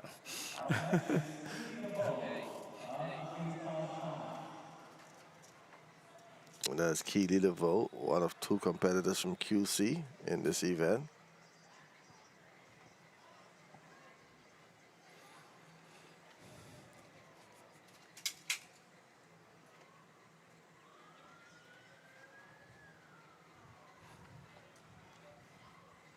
We had about 4 more throws to go.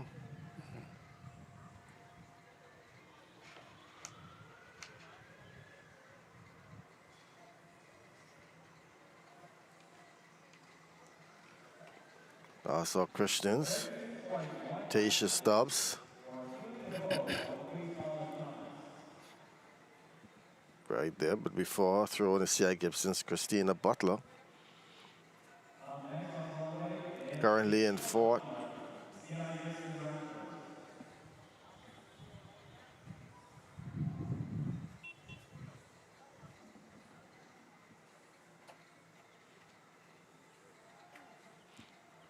She's in fourth.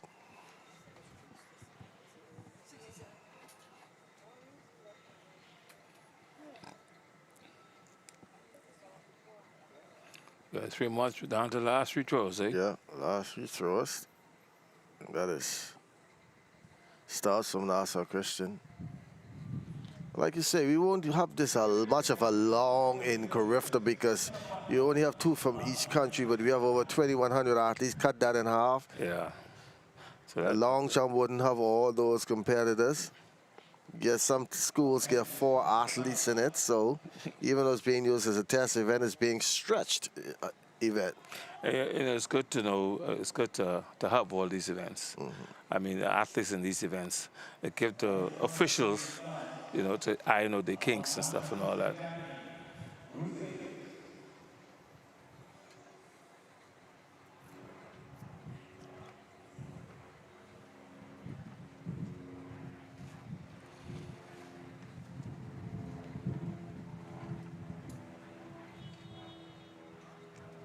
And here is the final throw, the winner.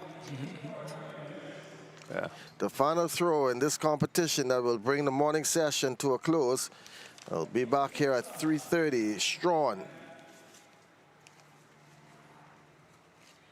She lets it loose. There it goes. Lets it loose in the clapping.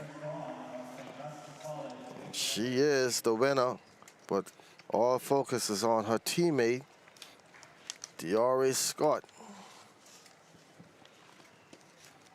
Looking at a mark. She walked off, so that must not have been a better throw.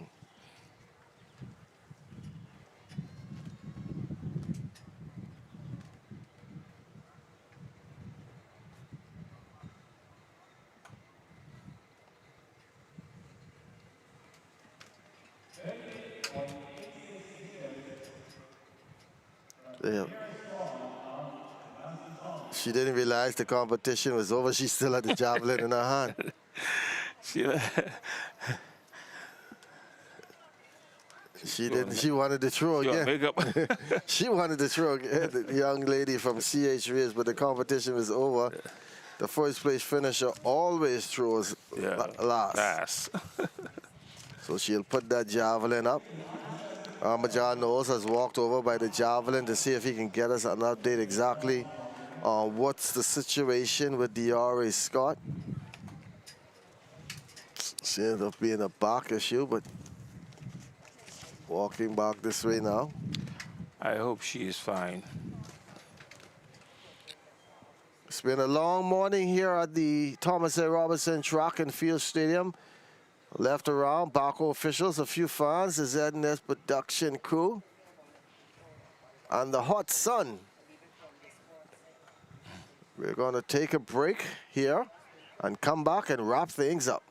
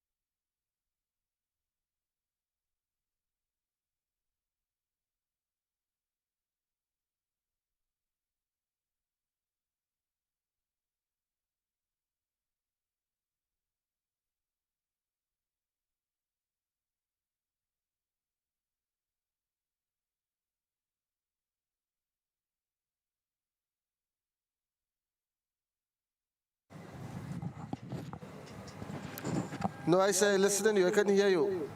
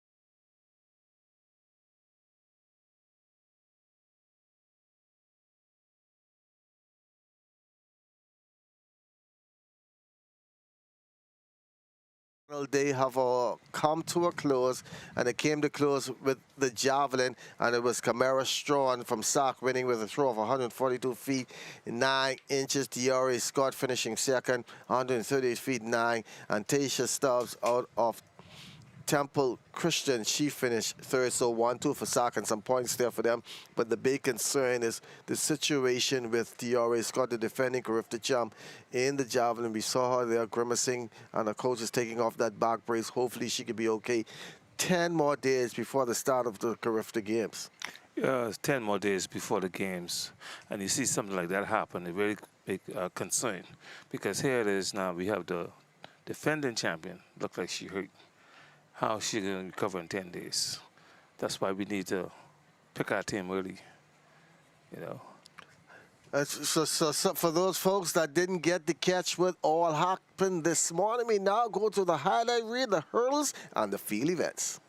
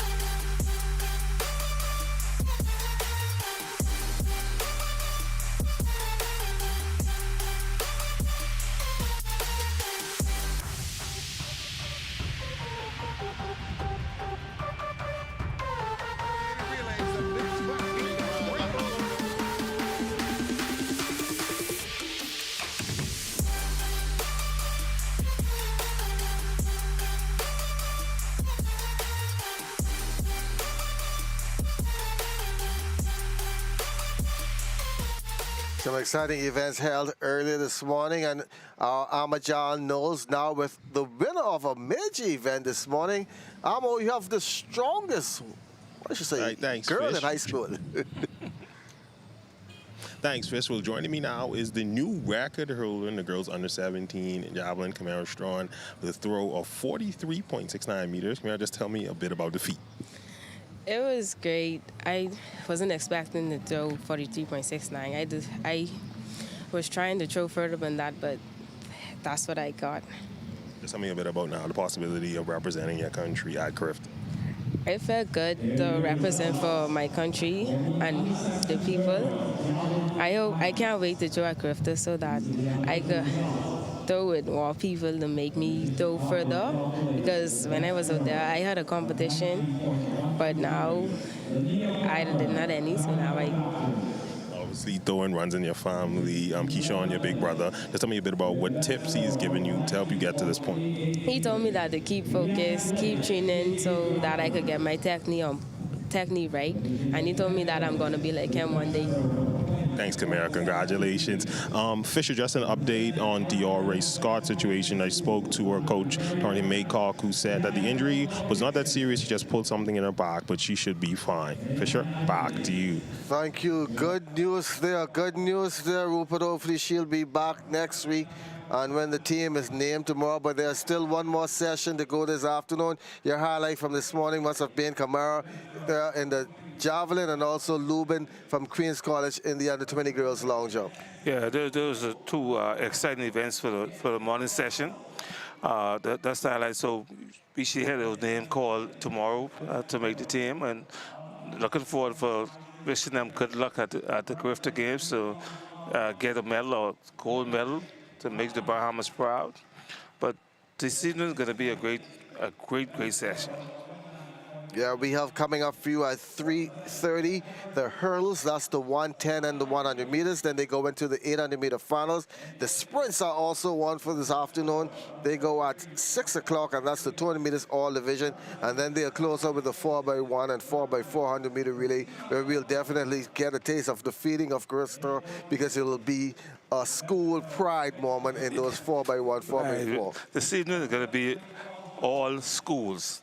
When I say all schools, they're talking about the St. Augustine, the Queen's Cause, Tabernacle, even Government got some good relay teams. So come out this evening, cheer your team on, watch the competition, and see what's going to happen at the CARIFTA. This is a taste of what the Bahamian athletes going to do at CARIFTA.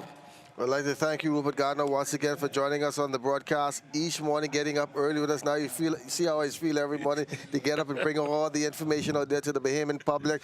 Our job here is done for this morning, but coming up later on this evening, it will be not Ricardo Lightborn. He will be replaced by Marcellus Hall. Cardo's on it playing back to Grand Bahama. Chris Sanders will still be here, also Jay Philippe, so they'll be bringing you highlights and all the action from this afternoon session starting at 3 o'clock with the pre-show, so make sure tune in then. But thanks a lot, everybody, but a special thank you for the guys behind the scene. That's the cameraman, the production crew, for making this all possible and bringing you the CARIFTA trials and the B3H Nationals over the last 3 days. Enjoy the rest of your afternoon.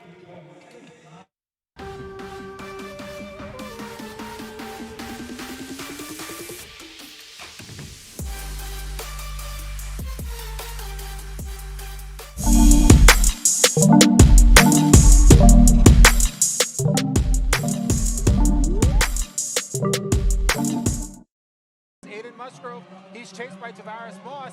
Tavares Moss trying to make a very impactful statement here, but it is all Aiden Musgrove strong.